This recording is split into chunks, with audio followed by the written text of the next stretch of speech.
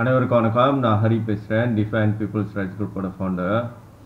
Okay, ஒரு interview நடந்தது வணக்கம் மலேசியா யூடியூப் சேனலில். டத்து ஸ்ரீ சரவணுக்கும் அவங்க நியூஸ் சேனல்னாலுக்கும் அந்த இன்டர்வியூவை பற்றி தான் என்னுடைய கருத்தை தெரிவிக்க தான் அந்த வீடியோ செய்கிறேன். நான் எந்த கண்ணோட்டத்தில் இந்த விஷயத்தை பார்க்குறேன்னு சொல்லிட்டு. ஓகே, எனக்கு என்ன புரியுதுன்னா, இந்த ஜம்ரி நோட்டோட இஷ்யூ இது ஒரு பொலிட்டிக்கல் கேமாக தான் இருக்கிறதுக்கு ஆன சான்சஸ் தான் அதிகமாக ஆகிட்டு வருது இவங்கெல்லாம் கொடுக்குற ரியாக்ஷன்லாம் பார்க்குறப்போ. ஓகே, அப்போ என்னுடைய கருத்து நான் சொல்கிறேன். ஓகே, இது ஆதாரம்னு கேட்க முடியாது, ஏன்னா நான் கடவுள் கிடையாது. இருந்தாலும் என்னுடைய நியாயமான லாஜிக்கலான எங்களில் நான் சொல்கிறேன், இது ஒரு பொலிட்டிக்கல் கேமாக தான் இருக்கிறதுக்கான சான்ஸ் இருக்குதுன்னு சொல்லிட்டு நீங்கள் மக்களாக இருந்து நீங்களே முடிவு பண்ணிக்கோங்க. எதுக்கு நான் இதை செய்கிறேன்னா, நான் as define people's rights group ஃபவுண்டராக இருந்து நான் மக்களுடைய உரிமையை காக்க முயற்சி பண்ணுறேன். எந்த வகையில் அரசியல் சூழ்ச்சியான மக்கள் ஏமாற்றப்படக்கூடாது தான் என்னுடைய நோக்கம். ஓகே, அதனால் என்னுடைய நியாயமான காரணத்தெல்லாம் கொடுக்குறேன். நீங்கள் முடிவு பண்ணிக்கங்க. நான் எதுவும் போஸ்ட் பண்ணல. நீங்கள் அவங்க சொல்கிறது தான் நம்ப போகிறீங்களா, அரசியல்வாதி சொல்கிறது தான் நம்ப போகிறீங்களா, இல்லை நான் கொடுக்குற இன்புட் வச்சு உங்களுக்கு என்ன தோணுது அப்படின்னு சொல்லி நீங்கள் என்ன தெளிவு பெறீங்களோ நீங்கள் பெற்றுக்கலாம். ஓகே, என்னுடைய வேலையை நான் செய்கிறேன். ஓகே, பேசிக்லி இந்த இன்டர்வியூவில் சரவணன், நானும் அந்த வீடியோவில் போய் லைக் போட்டேன். ஓகே, இன்னொரு விஷயம், என்னுடைய ஹெல்த் இஷ்யூ சொல்கிறேன். நிறைய வீடியோவில் சொல்லியிருப்பேன், எனக்கு கொஞ்சம் ஃபேஸில் கொஞ்சம் ஹெல்த் இஷ்யூ, என்னோடய உச்சரிப்புலாம் கொஞ்சம் தெளிவு குறைவாக இருக்க வாய்ப்பு இருக்குது. கொஞ்சம் எனக்கு ரிகவர் ஆகிட்டே வருது, அதுதான் இஷ்யூ. ஓகே, இப்போ இந்த இஷ்யூ பார்த்திங்கன்னா, சரவணன் ஜெனரலி இதுக்கு ஜம்ரி யூனிட் மேலே சட்ட நடவடிக்கை எடுக்கணும், அதெல்லாம் ரைட்டு. ஓகேவா, சரவணன் இந்த வீடியோவில் நானும் போய் லைக் போட்டேன். Okay, Datuk Seri Saravanan normally நான் அவன் பேசுவேன், ஆனால் இந்த விஷயத்த கொஞ்சம் ப்ரொஃபஷனலாக ஹேண்டில் பண்ணுவோம் அப்படின்னு சொல்லிட்டு நான் டத்து ஸ்ரீ சரவணன் யூஸ் பண்ணுறேன். ஒன்று இந்த என்னென்னா, நான் ஆதாரம் இல்லை என்கிட்ட, இவங்களாம் ஏமாத்துறாங்க, அவங்கள்ட்ட ஆதாரம் தான் நான் வாடாப்படானே பேசிடுவேன். ஆதாரம் இல்லை, சந்தேக அடிப்படையில் தான் பேசுகிறோம். அப்புறம் இப்படி மூஞ்சில் அடிச்ச மாதிரி பேச வேண்டாம் அப்படின்னு நினைக்கிறேன். ஓகே, கொஞ்சம் ப்ரொஃபஷனலாக ஹேண்டில் பண்ணுவோம் அப்படின்னு சொல்லிட்டு நான் டத்து ஸ்ரீ சரவணன் இந்த வீடியோவில் நான் யூஸ் பண்ணுறேன். இன்னொரு விஷயம், ரொம்ப நாளாக சொல்ல நினச்ச விஷயம், அது டத்து ஸ்ரீ சரவணன் நான் நிறையா சமயத்தில் ஏசுவேன். ஓகேவா, ஆனால் பர்சனலி எனக்கு ஒரு ஒரு ஒரு மரியாதை இருக்குது. ஓகே, என்ன மாதிரி மரியாதைனா, சேர்த்துக்கலாம் டத்து ஸ்ரீ சரவணன் ஒரு நல்ல லீடராக சேர்த்துக்கலாம். எந்த வகையில் நான் பர்சனலாக அப்ரோச் பண்ண வரைக்கும் டத்து ஸ்ரீ சரவணனோட ரியாக்ஷன், ஒரு பிரச்சனை நம்ம எடுத்துகிட்டு போய் பர்சனலாக டீல் பண்ணுறப்ப டத்து ஸ்ரீ சரவணன்கிட்ட மொத்த பொலிட்டிஷியன் ஓடுவானுங்க. நம்ம ஒரு பிரச்சனை எடுத்துகிட்டு போனோமா ஓடிடுவானுங்க. ஆனால் டத்து ஸ்ரீ சரவணன் அது கிளியராக தெரியும், அந்த அந்த அக்கறை தெரியும் டத்து ஸ்ரீ சரவணன்கிட்ட. நம்மளோட பிரச்சனையை காது கொடுத்து கேட்கணும், அவங்க என்ன எதிர்பார்க்குறாங்க, அதுக்கு ஏதாவது செய்யணும் அப்படின்ற அந்த அந்த முயற்சி தெரியும் டத்து ஸ்ரீ சரவணன்கிட்ட. ஸோ அது நான் ரொம்ப நாளாக சொல்லலான்னு இருந்தேன்.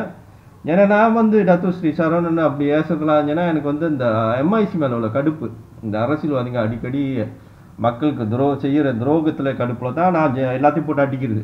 ஓகே, ஆனால் பர்சனலி என் மனசுக்குள்ளே பார்த்தா டத்து ஸ்ரீ சரவணன் மேலே நான் சேர்த்துக்குவேன் ஓரளவுக்கு. ஊழல் பிரச்சனைலாம் எனக்கு தெரியாது, ஆனால் பிரச்சனைன்னு எடுத்து போகிறப்ப இந்த தலைவன் கேட்பான், நம்ம பிரச்சனையை காது கொடுத்து கேட்கக்கூடிய தலைவன் தான் டத்து ஸ்ரீ சரவணன். அதனால் சேர்த்துக்கலாம். மொத்த தலைவன்களை கம்பேர் பண்ணால் ஓகே, பெட்டர் லீடர்னு சொல்லலாம். மேபி டத்து ஸ்ரீ சரவணன் நல்ல கட்சி, நல்ல ஒரு தலைவர், இந்த ரேஷியல் பாலிட்டிக்ஸ்குள்ளே இல்லாமல் ஒரு நல்ல தலைமைத்துவத்தில் இருந்தால் ஒரு சிறந்த அரசியல்வாதியாக கூட இருக்கலாம், ஒரு மக்களுக்கு நல்ல சேவகனாக கூட இருந்திருக்கலாம். சேர்க்கை சரியில்லை. ஓகே, சுருக்கமாக சொல்லணும்னா, இந்த எம்ஐசினால தான் சரவணனோட குவாலிட்டி பாதிக்கப்படுதுன்னு நான் சொல்லுவேன். டத்து ஸ்ரீ சரவணனுக்கு நல்ல லீடருக்கு இருக்க வேண்டிய குவாலிட்டி இருக்குது. இந்த எம்ஐசி அந்த குப்பையை தான் சரவணனோட குவாலிட்டியை குறைக்குது. ஓகே, அது என்னுடைய தனிப்பட்ட கருத்து. ஓகே, இப்போ இந்த விஷயத்துக்குள்ள வருமே. ஓகே, இந்த விஷயம் வந்து எப்படி எடுத்து போகப்படுதுன்னா, நான் நினைச்ச மாதிரி தான் நான் யோசிச்சு வச்சு இப்படி தான் காய் நவுத்த போறானுங்கன்னு. விச் இஸ் இந்த அனுவார் என்ன பண்றான், அவன் மலாய்க்கார உரிமையை காப்பாற்றுற மாதிரியே பேசிக்கிட்டு இருக்கான், மலாய்க்காரனுங்க மனசை கவர்றதுக்கு. சீனா ஓட்டு வாங்குறதுக்கு டிஏபி வந்து எப்பயுமே ஸ்டேபிளாக இருக்கிறான். இன்னைக்கு வரைக்கும் சைனீஸ் மத்தியில் டிஏபிக்கு சப்போர்ட் இருக்குது. இந்தியன்ஸுக்கு தான் இப்போ கட்சி இல்லாமல் நிற்கிது, இந்தியன்ஸ் ஓட்டை எப்படி வாங்குறதுன்னு. ஓகே, ஏன்னா இப்போ வந்து நம்ம ஒரு அரசியல் புரிஞ்சு பார்த்தோம், இந்த ரேஷியல் பாலிட்டிக்ஸ் இருக்குல்ல, இந்த இவனுங்க சொல்கிறானுங்களே உங்கள் இனத்துக்குன்னு குரல் கொடுக்க ஒரு தலைவன் இருக்கணும். இங்கே தான் இந்த பாயிண்ட் வந்து இந்த எடுத்து வந்துட்டார் டத்தோஸ்ரீ சரவணன், இந்த வீடியோக்குள்ளே எடுத்து வந்துட்டார். அதனால தான் நான் இப்போ வந்து இந்த வீடியோ செய்கிறேன். இதில் சூழ்ச்சி இருக்குது. ஓகே, அதாவது ரேஷியல் பாலிட்டிக்ஸ் தான் மக்களை வந்து திணிக்கிறாங்க. ரேஷியல் பாலிட்டிக்ஸை உங்களுக்கு ஒரு குரல் கொடுக்க உங்கள் தலைவன் வேணும், அதே கான்செப்ட் தான். ஓகே, இதை வந்து மொத முறியடிக்க பேசினவன் வந்து அனுவார் தான் வந்து எல்லாருக்கும் சமமான ஒரு தலைவனாக பேசினான். ஓகேவா, அதை நம்பி தான் நான் அவனுக்கு சப்போர்ட் பண்ண சொல்லி இன்னைக்கு வந்து நான் வந்து டிஃபெண்ட் பீப்புள்ஸ் ரைட்ஸ் குரூப் ஃபவுண்டராக இருந்து மக்கள் உரிமையை காக்கிற விஷயத்தில் நான் ஒரு 8 வருஷத்துக்கு கூட இந்த விஷயம் வந்து என்னால் இன்னைக்கு வரைக்கும் மக்கள் உரிமையை சரியாமல் காக்காம முடியாமல் போனதுன்னா அனுவாரை நம்பினால. ஏன்னா நான் மக்களை இவ்வளோ நாளும் எஃபர்ட் பண்ணுறது வந்து அரசாங்கத்தை மாற்றணும், அனுவார்கிட்ட பவரை கொடுக்கணும்னு. அனுவார் வந்து அவன் சொன்னதை செய்யாமல் உல்ட்டாவாக மாற்றி செஞ்சான். பார்த்தீங்களா, பழைய அரசாங்கம் எப்படி ரேஷியல் பாலிட்டிக்ஸ் பண்ணுவானோ அதையே இன்னும் கேவலமாக செஞ்சு காமிக்கிறான். ஓகே, அதனால நான் 8 வருஷமாக போட்டு மக்களுக்கோட உரிமையை காக்கணும்னு டிஃபெண்ட் பீப்புள்ஸ் ரைட்ஸ் குரூப் நான் பண்ண போராட்டம் எல்லாம் வேஸ்ட்டாக போச்சு. ஓகே, அதுக்கு சொல்யூஷனாக தான் நான் இப்போ வந்து அதை இன்னொரு இவனும் கைவிட்டுட்டான், அனுவாரும் கைவிட்டுட்டா. அதனால தான் mission to create a great government புதுசாக அவனை எடுத்துகிட்டு வரேன். மக்கள் உரிமையை காப்பாற்ற அவன் கொடுத்த வாக்கை நான் கைவிடலை. ஓகே, அவன் கைவிட்டுட்டான், அனுவார் கைவிட்டுட்டான். அப்போ மக்கள் உரிமையை காக்கிறதுக்கு நான் புதுசாக ஒன்று எடுத்துகிட்டு வரேன், உங்கள் உரிமையை காக்கிறதுக்கு. அது அடுத்த விஷயம் பேசுவோம். ஓகே, இப்போ இவனுக்கு கதைக்கு வருவோம். நான் வந்து இப்போ அதுக்குள்ள நுழையறதுக்கு முன்ன நான் அந்த மிஷனை பிகின் பண்ணுறதுக்கு முன்ன, அதாவது ஒரு அரசாங்கத்தை ஸ்க்ராட்ச்லேருந்து உருவாக்குறது. ஓகே, அதாவது இப்போ இருக்கிற எதிர்கட்சியாக இருக்கட்டும் ஆளுங்கட்சியாக இருக்கட்டும் எல்லாத்தையும் தூக்கி போட்டு புதுசாக எல்லா தலைவர்களும் ஃபில்டர் பண்ணி. வித்தியாசம் என்னன்னா, இவனுங்களாம் ஒரு கட்சி திறக்கிறாங்க, அரசியல்வாதிங்க வரானுங்க, அந்த கட்சி பேரை நம்பி நம்மளும் ஓட்டு போடுறோம், நம்பிக்கை அடிப்படையில் ஓட்டு போட்டு ஏமாந்து போயிடும். நான் எடுத்து வர கான்செப்ட் வந்து நம்பிக்கை அடிப்படையில் இல்லை, ஒரு தலைவர்களையும் வெரிஃபை பண்ணி காசு விஷயத்தில் ஒரு மாதமும் பேங்க் ஸ்டேட்மெண்ட்லாம் அட்டாச் பண்ணி கணக்கு வழக்கெல்லாம் காமிக்கணும். ரொம்ப ஸ்ட்ரிக்டான ரூல்ஸு. ஓகே, அதாவது அரசியல் கட்சி முதல்ல உருவாகாது, ஒரு என்ஜிஓ ஃபார்ம் பண்ணி தலைவர்களை ஃபில்டர் பண்ணுறதுக்கு மட்டும் மக்கள் சக்தியும் தலைவர்களையும் ஒன்றிணைக்கிறதுக்கான ஒரு பிளாட்ஃபார்ம் மாதிரி ஒரு ஆன்லைன் வெப்சைட் டெவலப் பண்ணி அதில் கணக்கு வழக்கெல்லாம் காமிச்சு தலைவர்களோட ஆக்ஷன்லாம் அப்படியே கண்கூட அதில் உள்ள மெம்பர்ஸால் பார்க்க முடியும். ஓகே, தலைவர்களுக்கும் தெரியும் எவ்வளோ பேர் மக்கள் நம்மளோட மெம்பராக ஜாயின் பண்ணியிருக்காங்க. ஓகே, அதாவது மக்கள் சக்தி எவ்வளோ இருக்குது நம்மக்கிட்ட, தலைவர்கள் எவ்வளோ பேர் சேவை செஞ்சுக்கிட்டு இருக்காங்க, அந்த தலைவர்கள்லாம் எவ்வளோ நேர்மையாக சேவை பண்ணியிருக்காங்கன்னு அந்த தலைவர்களுக்கெல்லாம் வந்து மக்கள் வந்து லைக் ஆர் டிஸ்லைக், இந்த தலைவனை எனக்கு பிடிச்சிருக்கு பிடிக்கலன்னு சொல்லி, அதாவது என்ஜிஓட வேலைன்னா நேர்மையான தலைவர்களை லிஸ்ட் பண்ணுறது. அந்த நல்ல நேர்மையான தலைவர்களை மக்கள் போட்ட அதில் உள்ள மெம்பர்ஸ் போட்ட லைக் ஆர் டிஸ்லைக்கை வச்சு பெஸ்ட் ஆஃப் த பெஸ்ட் தலைவர்களை சூஸ் பண்ணி அவங்க தான் அரசியலுக்குள்ளேயே வர முடியும்னு ஒரு கண்டிஷன். அதாவது பல ஃபில்ட்ரேஷன், ஓகே, பல வெரிஃபிகேஷனை தாண்டி வரணும். அதுக்கப்புறம் தான் நீ அரசியலுக்குள்ளேயே நிற்க முடியும். யாரும் எவனும் வெந்தவன் வேகாதவங்களாம் வந்து அரசியலில் நிற்க முடியாது. எல்லாமே மக்கள் எல்லாரும் என்ஜிஓவால் ஃபில்டர் பண்ணப்பட்டு மக்களால் ஃபில்டர் பண்ணப்பட்டு எல்லாத்தையும் தாண்டி வரணும். அவன் எல்லா செக்கிங்கும் தாண்டி வந்து அப்புறம் தான் அதுலேயும் பெஸ்ட் ஆஃப் த பெஸ்டாக வந்து அரசியலில் நின்று அப்புறம் தான் உள்ளுக்கு அரசியலுக்குள்ளே வந்து பார்லிமெண்ட்டுக்குள்ளே போக முடியும்.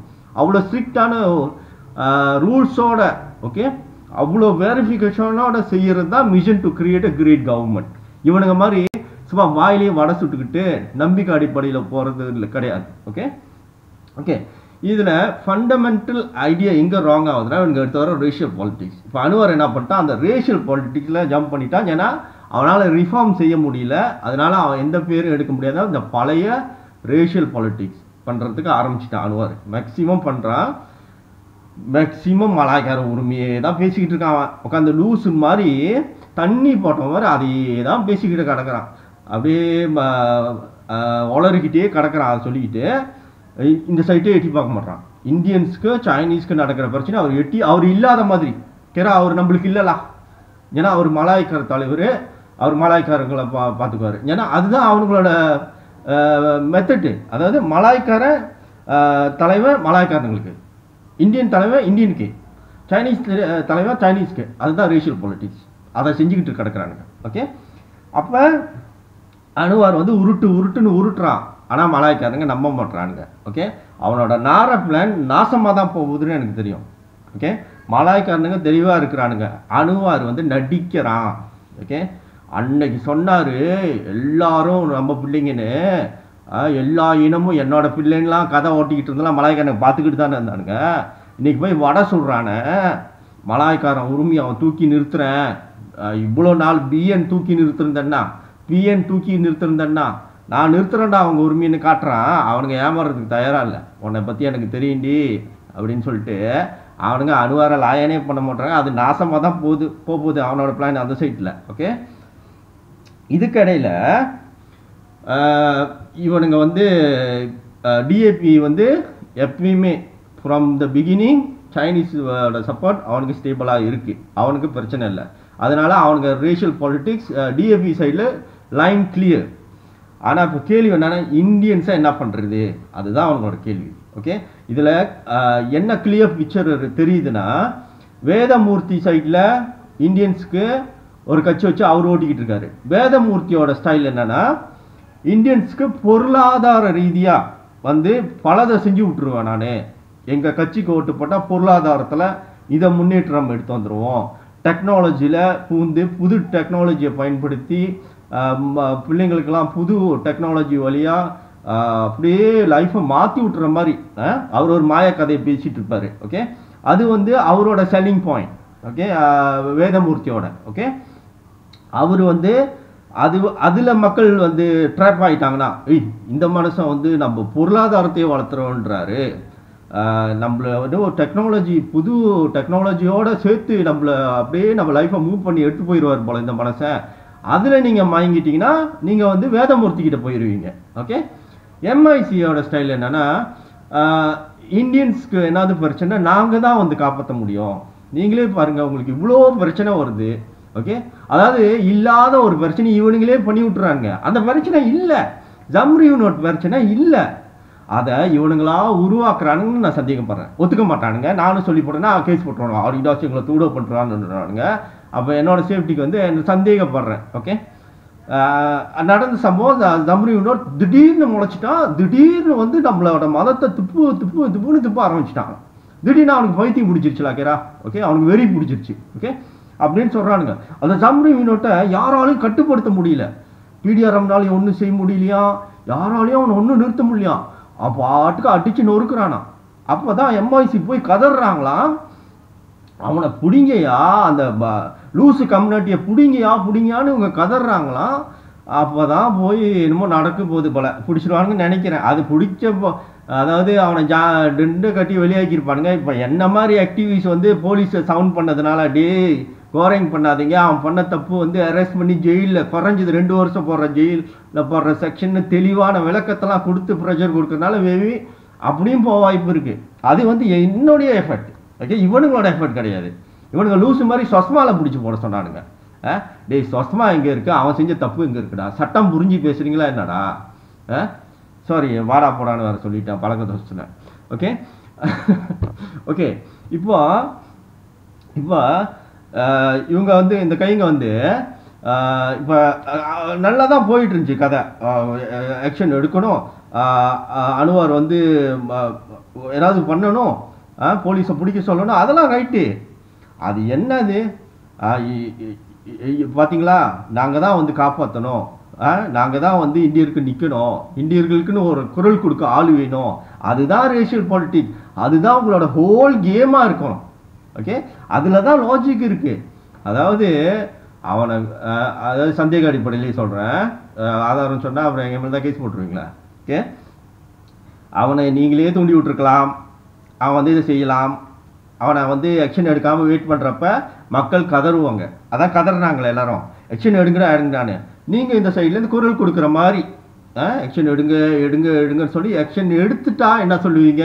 பார்த்தீங்களா, நாங்கள்லாம் குரல் கொடுத்து இதுக்கு முன்னுக்கு நின்னதுனால தான் இதுக்கு ஆக்ஷன் எடுக்கப்பட்டது. இதுலேருந்து என்ன தெரிய வருது? உங்களுக்குன்னு குரல் கொடுக்க ஒரு தலைவன் வேணும்னு மக்களை முட்டாளாக்குறது. Okay, simple logic. அருவப்பாய்ங்க மக்களே, அருவப்பாய்ங்க. ஓகே, ஆனால் நல்லா யோசிச்சு பார்த்தா நான் சொன்ன மாதிரி தான் நடந்துருந்துச்சுன்னா எவ்வளோ பெரிய சதித்திட்டம் இது. அவன் சிவனேன்னு கடந்திருப்பான் அங்கே தம்ரி வினோட்டு.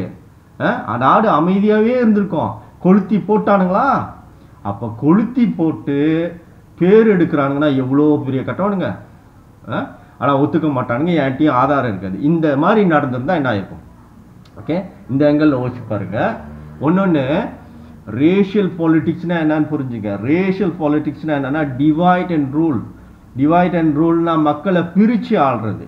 மக்கள் எல்லாம் ஒன்றா சேர்ந்துக்கிட்டாங்கன்னு வச்சுக்கோங்க. இப்போ இந்த நாட்டில் சைனீஸ், இந்தியன்ஸ், சபா சர்வாக்காரங்க, மல்லேஸ் எல்லாரும் ஒன்றா சேர்ந்துக்கிட்டோமா, இந்த அரசியல்வாதிங்க என்னது தப்பு செய்கிறப்ப நம்ம எல்லாரும் வந்து அவங்கள அட்டாக் பண்ணிட்டோமா, அவங்களால சமாளிக்க முடியாது. ஐயோ எல்லாரும் சேர்ந்துக்கிட்டானுங்க, கேள்வி கேட்குறாங்க, பதில் சொல்லி ஆகணும். இவனுங்க என்ன பண்ணுவானுங்க, இந்த டிவைட் அண்ட் ரூல், இந்த ரேஷியல் பாலிட்டிக்ஸ் என்னன்னா எல்லாத்தையும் பிரித்து வச்சுக்கிட்டு பிரச்சனையை இவனுங்களே கிள்ளி போடுவானுங்க. இவனுங்களே பிரச்சனை கிள்ளி போட்டுட்டு மக்கள் வந்து கொந்தளிச்சுக்கிட்டு கிடப்பாங்க. எங்களுக்கு இதுக்கு நியாயம், அது சம்மந்தப்பட்ட ரேஸ் மேலலாம். ஓகே, இப்போ இவனுங்களுக்கு இப்போ வந்து இந்தியன்ஸை தானே ஒரு இடத்துல பிடிச்சி நிப்பாட்டணும். ஓகே, ஏன்னா மொத்த சைட்லாம் ஸ்டெடியாக இருக்குது. அனுவார் வந்து முயற்சி தான் பண்ணுறான் மலாய்க்காரங்கிட்ட மனசில் இடம் பிடிக்கிறது. அது நடக்காது. ஓகே, அவனை எவனும் நம்ப மாட்டானுங்க. நீங்கள் நம்பிக்கை இல்லைன்னா அனுவார் பேசுகிற ஒரு நியூஸ் வரும் பாருங்க, நியூஸ் சேனலில், அதில் போயிட்டு அந்த ஃபேஸ்புக்கில் போய் பாருங்க, அந்த சிரிப்பு எமோஜி இருக்குமே, அனுவார் எதை சொன்னாலும் அந்த சிரிப்பு எமோஜி தான் கூட இருக்கும். அவனோட அனுவாரோட பர்சனல் ஃபேஸ்புக் பேஜ் பார்க்காதீங்க, நியூஸ் சேனலில் போய் பாருங்க. அவர் ஒரு அறிக்கை விடுவார், எல்லாம் மலாய்க்கணக்கு சிரிப்பானுங்க. சிரிப்பு எமோஜி தான் நிறையா இருக்கும், ஆயிரக்கணக்கில் இருக்கும். மொத்த எமோஜி லைக் எமோஜிலாம் கம்பேர் பண்ணுமா, இந்த சிரிப்பு எமோஜி தான் நிறையா இருக்கும். அது என்னத்தை குறிக்குதுன்னா கேவலமாக பார்க்குறானுங்க. அனுவார் சொல்கிறத நம்ப மாட்டுறானுங்க. உங்கள் உரிமையை காப்பாற்றுறேன்னு சொல்லிக்கிட்டு இருக்காங்க அனுவார் போய் மலாய்க்கானுங்களாம், அவனுங்க நம்ப மாட்டுறானுங்க. அதுதான் அதில் உள்ள ஆதாரம். ஓகே, அது நாசமாக தான் போகுது அவன் பிளான்னு. டிஏபி என்ன ஸ்ட்ராங்காக ஓட்டு வாங்கிடுவான், சைனீஸ் ஓட்டு. இப்போ இந்தியன்ஸ் ஓட்டு இந்த கைங்க வேதமூர்த்தி சைடில் சொல்லிட்டேன். இப்போ இந்த கைங்க வந்து பிரச்சனையை கிள்ளி போட்டு அதில் வந்து நாங்கள் தான் அவங்கள காப்பாற்றணும், அதனால உங்களுக்கு ஒரு தலைவன். இதே மெத்தட் தான், இதை தான் ரொம்ப நாளாக வறுத்து சொல்லிக்கிட்டு இருக்காங்க. இதை நம்ப போகிறீங்களா? ஆதாரம் என்கிட்ட இல்லை தான், சந்தேக அடிப்படையில் தான் சொல்கிறேன். ஆனால் லாஜிக்காக இருக்கா இல்லையா நீங்களே பாருங்கள். நம்புகிற மாதிரியா இருக்குது? எம்ஐசி உங்கள் உரிமையை காக்க தான் வந்திருக்காங்கன்னு சொல்கிறது நம்புகிற மாதிரியா இருக்குது? இந்த ஜம்ரி யூனிட் பிரச்சனையை போலீஸ்காரனுக்கு இருக்கிற பவருக்கு அவனை விலங்கு போட்டு அன்னைக்கே நான் சொன்ன செக்ஷன் 298A பீனல் கோட்டில் பிடிச்சிட்டு போகிறதுக்கு போலீஸ்க்கு எவ்வளோ நேரம் பிடிக்கும்?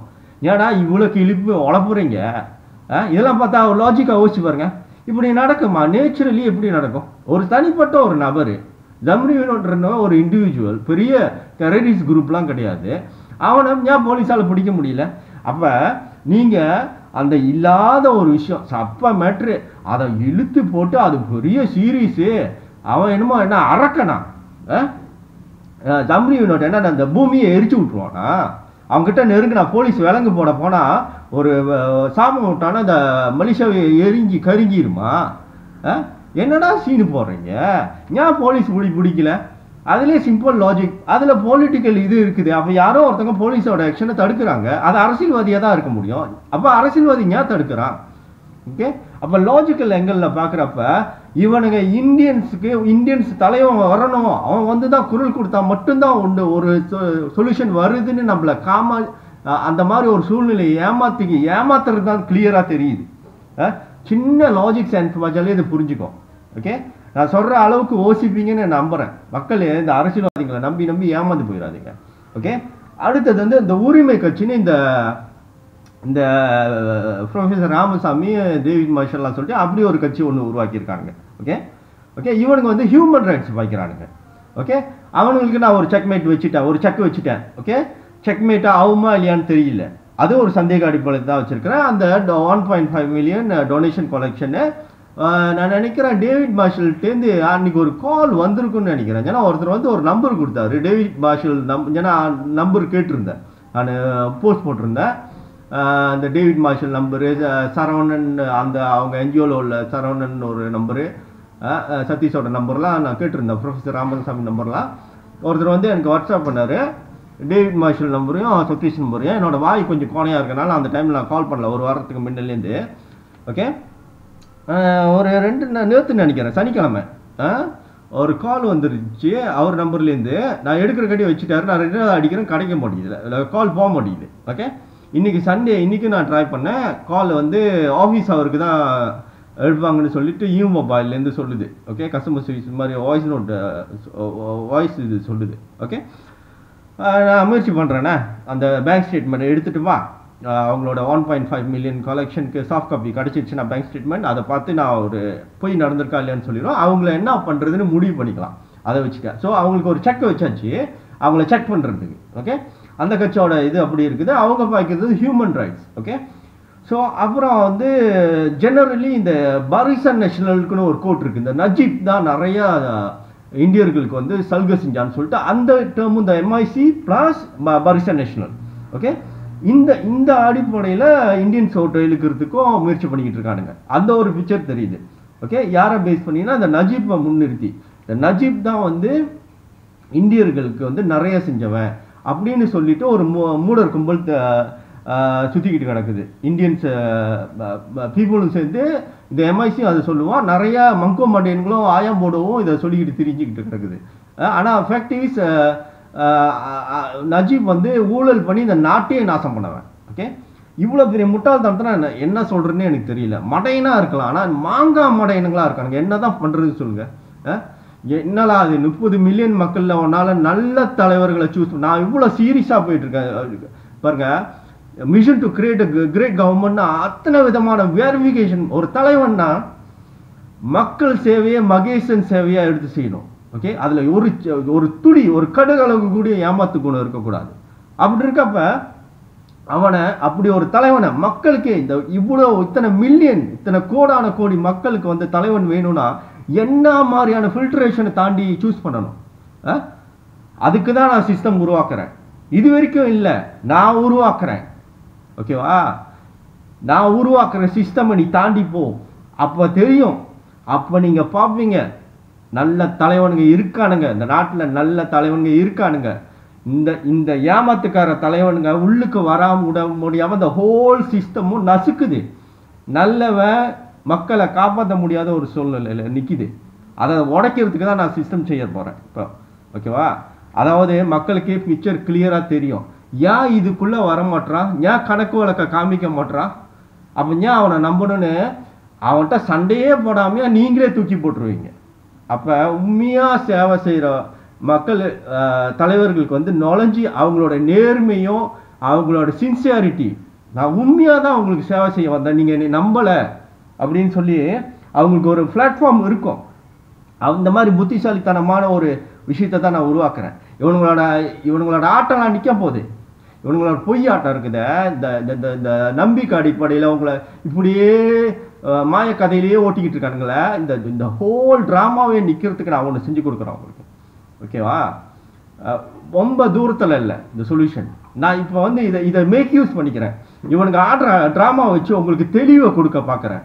எதுக்காக நம்ம இப்போ வந்து ஆளுங்கட்சி எதிர்கட்சி எல்லா கட்சியும் தூக்கி போட்டுட்டு புதுசாக ஃப்ரம் ஸ்க்ராச் ஒரு அரசாங்கத்தை ஏன் உருவாக்க வேண்டிய சூழ்நிலை நம்ம நிற்கிறோம் அப்படின்னு காட்டுறதுக்குன்னா நான் வரிசையாக வீடியோ போட்டிருக்கேன். இந்த ட்ராமா எப்படி நடத்திட்டு போயிட்டு இருக்கானுங்க.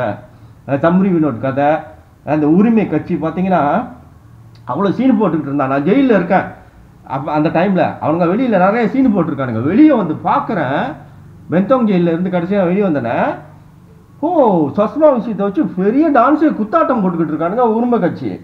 டேய் என்னடா சொல்லிக்கிட்டு இருக்கீங்கன்னு கதையில் இறங்கி செக் பண்ணுவோம்.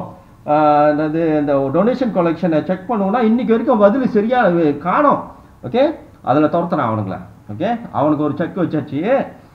அவனை அப்படியே சான்ஸ் கிடைச்சா அப்படியே உரிமை கட்சப்போ அப்படியே க்ளோஸ் பண்ணி விட்டுறேன். எதுக்கு செய்கிறோன்னா உங்களுக்கு தலைவனே இல்லாமல் ஆக்கிறதுக்கு செய்யலை. அது இதெல்லாம் செஞ்சு நான் என்ன பண்ண போகிறேன்? உங்களுக்கு ஒரு ஏமாத்துக்கார தலைவன்கிட்ட நீங்கள் ஏமாத்துறக்கூடாதுக்காக செய்கிறேன். மக்கள் வந்து நல்ல தலைவன்கள் வேணும், மக்களுக்கு சின்சியராக செய்கிறவனுக்கு. ஓகே, நான் வந்து என்ன வாக்கு கொடுத்தேன்? உங்கள் உரிமையை காப்பாற்றுறேன்னு வாக்கு கொடுத்தேன். ஓகேவா? அதுதான் டிஃபைன் பீப்புள்ஸ் ரைட்ஸ் குரூப் ஃபவுண்டர்னு சொல்லிக்கிட்டு இருக்கேன். ஓகே, உரிமையை காக்கிற நான் மக்கள் உரிமையை காக்கணும்னா மக்களை ஏமாத்துறவனெலாம் நான் விட்டுக்கிட்டு எப்படியோ போயிட்டு இருக்கிறேன், எனக்கு பயமாக இருக்கலாம், நின்றுட்டு இருக்க மாட்டேன், பூந்துருவேன் சண்டைக்கு. என்ன வேணாலும் பண்ணிக்கங்கடா, எப்படி ஏமாத்துறீங்கன்னு பார்த்துட்றேன் மக்களை. நான் ஒன்றும் முட்டாள் கிடையாது.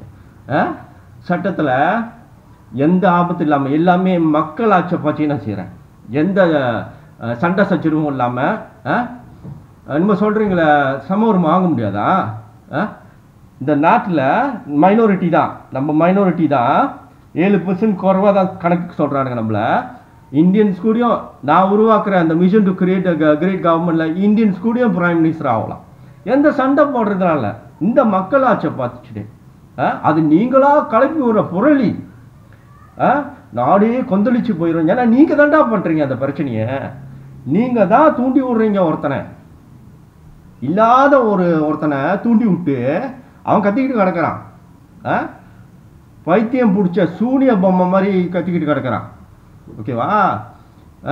ஆனால் அவனை போலீஸ்க்கு பிடிக்கிறதுக்கு 5 நிமிஷம் பிடிக்காது. அது ஏன் போலீஸ் பிடிக்க மாட்டான் அப்படின்னு இப்படி ஓச்சு லாஜிக்காக பார்க்குறப்ப அட பொலிட்டிக்கல் கேமாக தான் இருக்கும் அப்படின்னு புரிஞ்சுக்கிறதுக்கு அறிவுள்ள மக்களுக்கு சிம்பிளாக புரிஞ்சுக்கலாம். அப்போ அந்த விஷயத்தை லாயான் பண்ணாமல் இப்படியா அந்த நாய் கத்திக்கிட்டு கிடக்குது, அரசாங்கம் தான் சரியில்லை அப்படின்னு புரிஞ்சுட்டு அந்த அரசாங்கத்தை ஒரு குப்பையாக தூக்கி போட்டுருணும். இந்த கட்டத்தில் இன்னைக்கு ஜம்ரி இன்னொரு பிடிக்க முடியாமல் ஓடிக்கிட்டு இருக்கானா அதோட மீனிங் என்னன்னா, அரசியல் புரிஞ்சவங்களுக்கு அனுவார் கவர்மெண்ட் ஒரு குப்பை. அனுவார் தான் குத்துவக் ராஜான், அவன் தான் தலைவன். ஓகேவா? போலீஸாலெல்லாம் பிடிக்க முடியாது. ஏன்னா போலீஸை தப்பு சொல்ல முடியாது, அது போலீஸ் டிபார்ட்மெண்ட் தப்பு இல்லை. ஓகேவா? போலீஸ்க்கு தெரியும், போலீஸ் வேலையை செய்ய தெரியும். ஆனால் போலீஸ் பிடிக்க போட்டுறாங்கன்னா அவனை ஏதோ ஒரு அதுக்கு மேலே உள்ள சிஸ்டமில் வேற ஒரு சக்தி வந்து தடுக்குது. கிரேட்டர் பவர் போலீஸ் டிபார்ட்மெண்ட்டுக்கே மேலே உள்ள பவர்னா கவர்மெண்ட் தான். அதில் உச்சத்தில் எவன் நிற்கிறான்? பிரைம் மினிஸ்டர் தான் நிற்கிறான். அது ஏன் தடுமாறுது? அப்போ பிரைம் மினிஸ்டர் சேட்டப் பண்ணுறான். அப்போ மக்களாக இருந்தால் என்ன செய்யணும்? டோட்டல் மடாடி கவர்மெண்ட்டே தூக்கி போட்டு போயிட்டே இரு. ஏன்னா கவர்மெண்ட்டை நம்ம உருவாக்க முடியாதா? அதுக்கு தான் மக்கள் ஆட்சி. மக்கள் ஆட்சினா மக்கள் வந்து தெளிவாக இருக்கணும். ஒரு தலைவன் உங்களுக்கு சரி பண்ணுறான்னா அவனை தூக்கி போட்டும் பழகுங்க. எந்த கட்டத்தில் தூக்கி போடணும்னு தெரிஞ்சுக்குங்க. ஒரு அளவு இல்லையா? இல்லாத ஒரு பிரச்சனையை நீ உருவாக்குவேன், அந்த பிரச்சனையிலேயே எங்களை போட்டு தவிக்க விடுவேன், நாங்களாம் கதறணும். அருண் துரைசாமி மேலே கேஸ் போட்டிருக்கிறானுங்க. கேஸ் போட்டிருக்கானுங்க ஜம்ரி வினோட பிடிக்க சொல்லி ப்ரெஷர் கொடுத்ததுக்கு. அருண் துரைசாமி வீதிக்கு நான் போயிடுவேன், நான் வந்து ஆளுங்களை கூட்டிகிட்டு நான் வீதியில் பிரச்சாரம் பண்ண ஆரம்பிச்சிருவேன். அது ஜம்ரி வினோட பிடிக்கலன்னு சொல்கிறது வந்து ஒரு குரல் உரிமை, அது ஒரு குரல் உரிமை. ஆனால் அருண் துரைசாமி அப்படி ரியாக்ட் பண்ணுற சூழ்நிலை ஏன் வந்துச்சு? அந்த அந்த வினோட் ஜம்ரி வினோட்டை பிடிக்கல. ஓகேவா? அப்போ தப்பு யாரு? குற்றவாளி யாரு? அவன் ஜம்ரி வினோட். ரெண்டாவது குற்றவாளி யாரு? அவனை பிடிக்க தவறிய அரசாங்கம். அப்ப இமோஷனலான அவனை அந்த அருண் துரைசாமி மேல கேஸ் போடுறது வந்து ஒரு பவரை மிஸ்யூஸ் பண்ற மாதிரியான விஷயம். ஒரு அடக்குமுறை, தெரியுங்களா? அடக்குமுறை. ஒரு மக்களுக்கு எதையுமே சொல்ல உரிமை இல்லையா? எங்களால் தாங்க முடியல, என் மதத்தை அவன் அவமதிக்கிறான், போய் பிடிங்கடா பிடிங்கடா பிடிங்கடான்னு சொல்ல 800க்கு கூட ரிப்போர்ட் போட்டுட்டு நீ பிடிக்கல. அப்போ வீதியில் இறங்கி நான் பிரச்சாரம் பண்ணுறதுன்னு சொல்கிறது பெரும்பாகனில் கொடுக்கப்பட்ட உரிமை தானே? ஃபெடரல் கான்ஸ்டிடியூஷன் இந்த நாட்டோட ஹையஸ்ட் லா. இந்த நாட்டுடைய ஹையஸ்ட் லாவில் ஒரு மக்களுக்கு பெரும்புடன் அமானா செய்யறதுக்கு, ஒரு சண்டை சச்சரவு இல்லாம ஒரு கூட்டம் செய்யறதுக்கான உரிமை அரசியல் சாசனத்துல கொடுக்கப்பட்டிருக்கு. ஓகே, அந்த உரிமையை நான் பாய்ச்சிருவேன் சொன்னதுக்காக நீ அக்தா அசுத்தானுக்கு போற. ஓகேவா? நான் சொன்னது போலீஸ்க்கு அதுக்கு ஆக்ஷன் எடுக்க சொன்னது வந்து அருண் துரைசாமியா இன்ட்ராஃப்ட் 2.0 வந்துரும் அப்படின்னு சொன்னதுக்காக நான் சொன்னேன். அந்த வார்த்தைக்காக வேணும்னா எடுக்கலாம், ஆக்ஷன் எடுக்கலாம். இன்ட்ராஃப்ட் இதெல்லாம் நம்ம வந்து ஒரு கண்ட்ரிக்கு ஹெல்த்தியான விஷயம் இல்லை. இன்ட்ராஃப்ட் பேரணி பண்ணி அடி வாங்கி எல்லாரும் போய் அடி வாங்கி ஐஐசியில் முந்தி தள்ளினாங்க. இப்போ வந்து அக்தா அசுத்தான்னு வச்சிருக்கிறானுங்க, போட்டானுங்களா உள்ளுக்கு பல வருஷம் ஜெயிலில் கிடக்கணும். இந்த மாதிரி ரிஸ்கெல்லாம் பப்ளிக் கொடுக்க முடியுமா? மக்களோட மக்களாட்சி இருக்குல்ல, அந்த ஓட்டுரிமை, அந்த ஓட்டுரிமையை பார்த்து சிம்பிளாக செய்யலாம். அதெல்லாம் சரியாமல் ஆவேசப்பட்டு மக்களை கிளறது தான் இந்த ரோட்டுக்கு போகிறது இந்த சொல்யூஷன். இப்போ நான் சொல்கிறேன் பாருங்க, ஒரு கவர்மெண்ட்டை, ஒரு கிரேட்டான கவர்மெண்ட்டை ஸ்க்ராட்ச்லேருந்து பில்ட் பண்ணி செய்யலாம். அறிவு இருந்தால் செய்யலாம். சண்டைலாம் போட வேண்டாம், ரோட்டுக்கெலாம் போக வேண்டாம். ஓகேவா?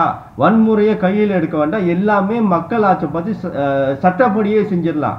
ஆனால் சில தலைவர்களுக்கு வந்து அதெல்லாம் செய்ய தெரியாததுனால, ஏன்னா எனக்கெல்லாம் வந்து ப்ரோக்ராமிங்லாம் தெரிஞ்சனால நான் வெப்சைட் டெவலப் பண்ணுவேன், என்ன வேணாலும் செஞ்சுக்குவேன், எந்த சிஸ்டம் வேணாலும் என்னால் உருவாக்க முடிகிற நாலேஜ் இருக்கிறதுனால நான் செய்கிறேன். இப்போ அருண் துரைசாமி மேபி லா நாலேஜ் இருக்கும், கொஞ்சம் காசு பணம் இருக்கிறதுனால லாயர்லாம் வச்சுட்டு கெத்தாக போயிட்டு கோர்ட்லலாம் கேஸெல்லாம் இது பண்ணி கொஞ்சம் கெத்தாக அப்படி செய்ய முடியும். ஆனால் அந்த டெக்னிக்கல் நாலேஜ்லாம் இல்லாதனால, ஐடி நாலேஜ்லாம் இல்லாதனால ஒரு சிஸ்டமை டெவலப் பண்ணி மக்கள் சக்தி ப்ளஸ் நல்ல தலைவர்கள்லாம் வரிசையை நிப்பாட்டி வெரிஃபை பண்ணி கணக்கு வழக்கெல்லாம் காமிச்சு அதெல்லாம் செய்ய தெரியாது அருண் துரைசாமிக்கு. அப்போ அதை செய்ய தெரியாத அருண் துரைசாமி வந்து சட்டத்தில் இருக்கிற உரிமை, அதாவது நான் ஒரு அமைதி போராட்டம்னா அது வீதியில் போயிட்டு டெமான்ஸ்ட்ரேஷன் செய்யறது, ஓகே, அது சட்டத்தில் கொடுக்கப்பட்ட உரிமை தான். அதில் போயிட்டு அக்தா அசுத்தான்னு ஆக்ஷன் எடுக்கிறதுலாம் வந்து மேக்சிமம் அடக்குமுறை. ஓகே, அதாவது இது அந்த கட்டத்தில் எனக்கு என்ன புரியுதுன்னா, அதில் ஒரு ட்ராமா தான், அதுவும் ஒரு ட்ராமா தான். அதை போலீஸ்காரன் ஒத்துக்க மாட்டான். ஓகே, ஒத்துக்க மாட்டான். அதனால நான் வந்து சந்தேக அடிப்படையிலே சொல்கிறேன். ஓகே, ஏன்னா இல்லைனா வந்து அரிடாஸு எங்கள் பச்சை பிள்ளை மாதிரி போய் கோர்ட்டில் நிற்பான் போலீஸ்காரன், அரிடாஸு எங்களை அவமதிச்சிட்டான் அப்படின்னு. அதனாலே அதையும் நான் சந்தேகம்னே சொல்லி தொலைகிறேன். ஓகேவா? அதாவது அருண் துரைசாமியில் போட்டானுங்களா செக்ஷன்லாம் அக்தா அசுத்தான் அப்படி இப்படின்னு போட்டானுங்களா, அந்த செக்ஷன் என்ன பண்ணி விட்டுருக்குன்னா, அருண் துரைசாமியை எங்கே பார்த்தாலும் போலீஸ்காரன் விலங்கு போட்டு இழுத்துட்டு போயிருப்பான். ஓகே, விலங்கு போட்டு இழுத்து போய் அருண் துரைசாமி அன்னைக்கு நைட்டு லோக்காப்பில் வச்சு மரணத்துக்கு கோர்ட்டுக்கு போகிற அப்போ வேணாலும் அருண் துரைசாமி கோர்ட்டுக்கிட்ட பேசி கோர்ட்டுக்கு மட்டும்தான் வந்து அதை மீறத்துக்கு அருண் துரைசாமியை விடு, நீ பவரை மேக்சிமம் மிஸ்யூஸ் பண்ணுற, அவன் வந்து பிரச்சாரம் பண்ண சொன்னது வந்து ஃபெடரல் கான்ஸ்டிடியூஷன் அவனுக்கு கொடுக்கப்பட்ட உரிமை, நீ எப்படி அக்தா அசுத்தானில் ஆக்ஷன் எடுக்க முடியும்?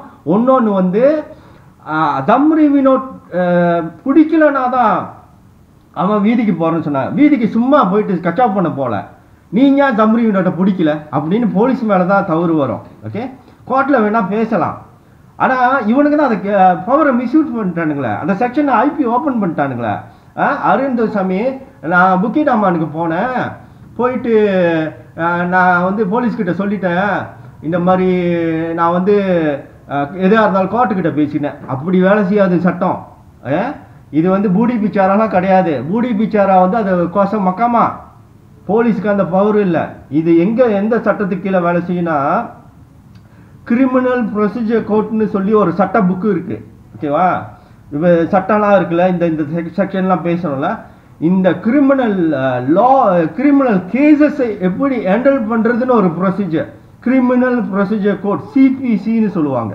மலாயில் வந்து கானூன் தாத்தச்சாரு ஜனாயான்னு சொல்லுவாங்க. ஓகேவா? அதில் தான் போட்டிருக்கோம் ஒரு கிரிமினல் கேஸை எப்படி தான் ஹேண்டில் பண்ணுறதுன்னு. அந்த புக்கில் கடைசியில் வந்து டேபிள்ஸ் இருக்கும்.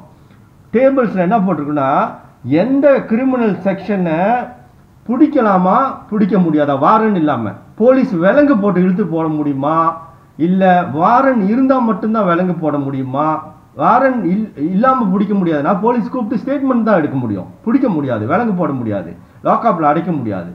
அதெல்லாம் வந்து அந்த சிபிசியில் போட்டிருக்கோம்.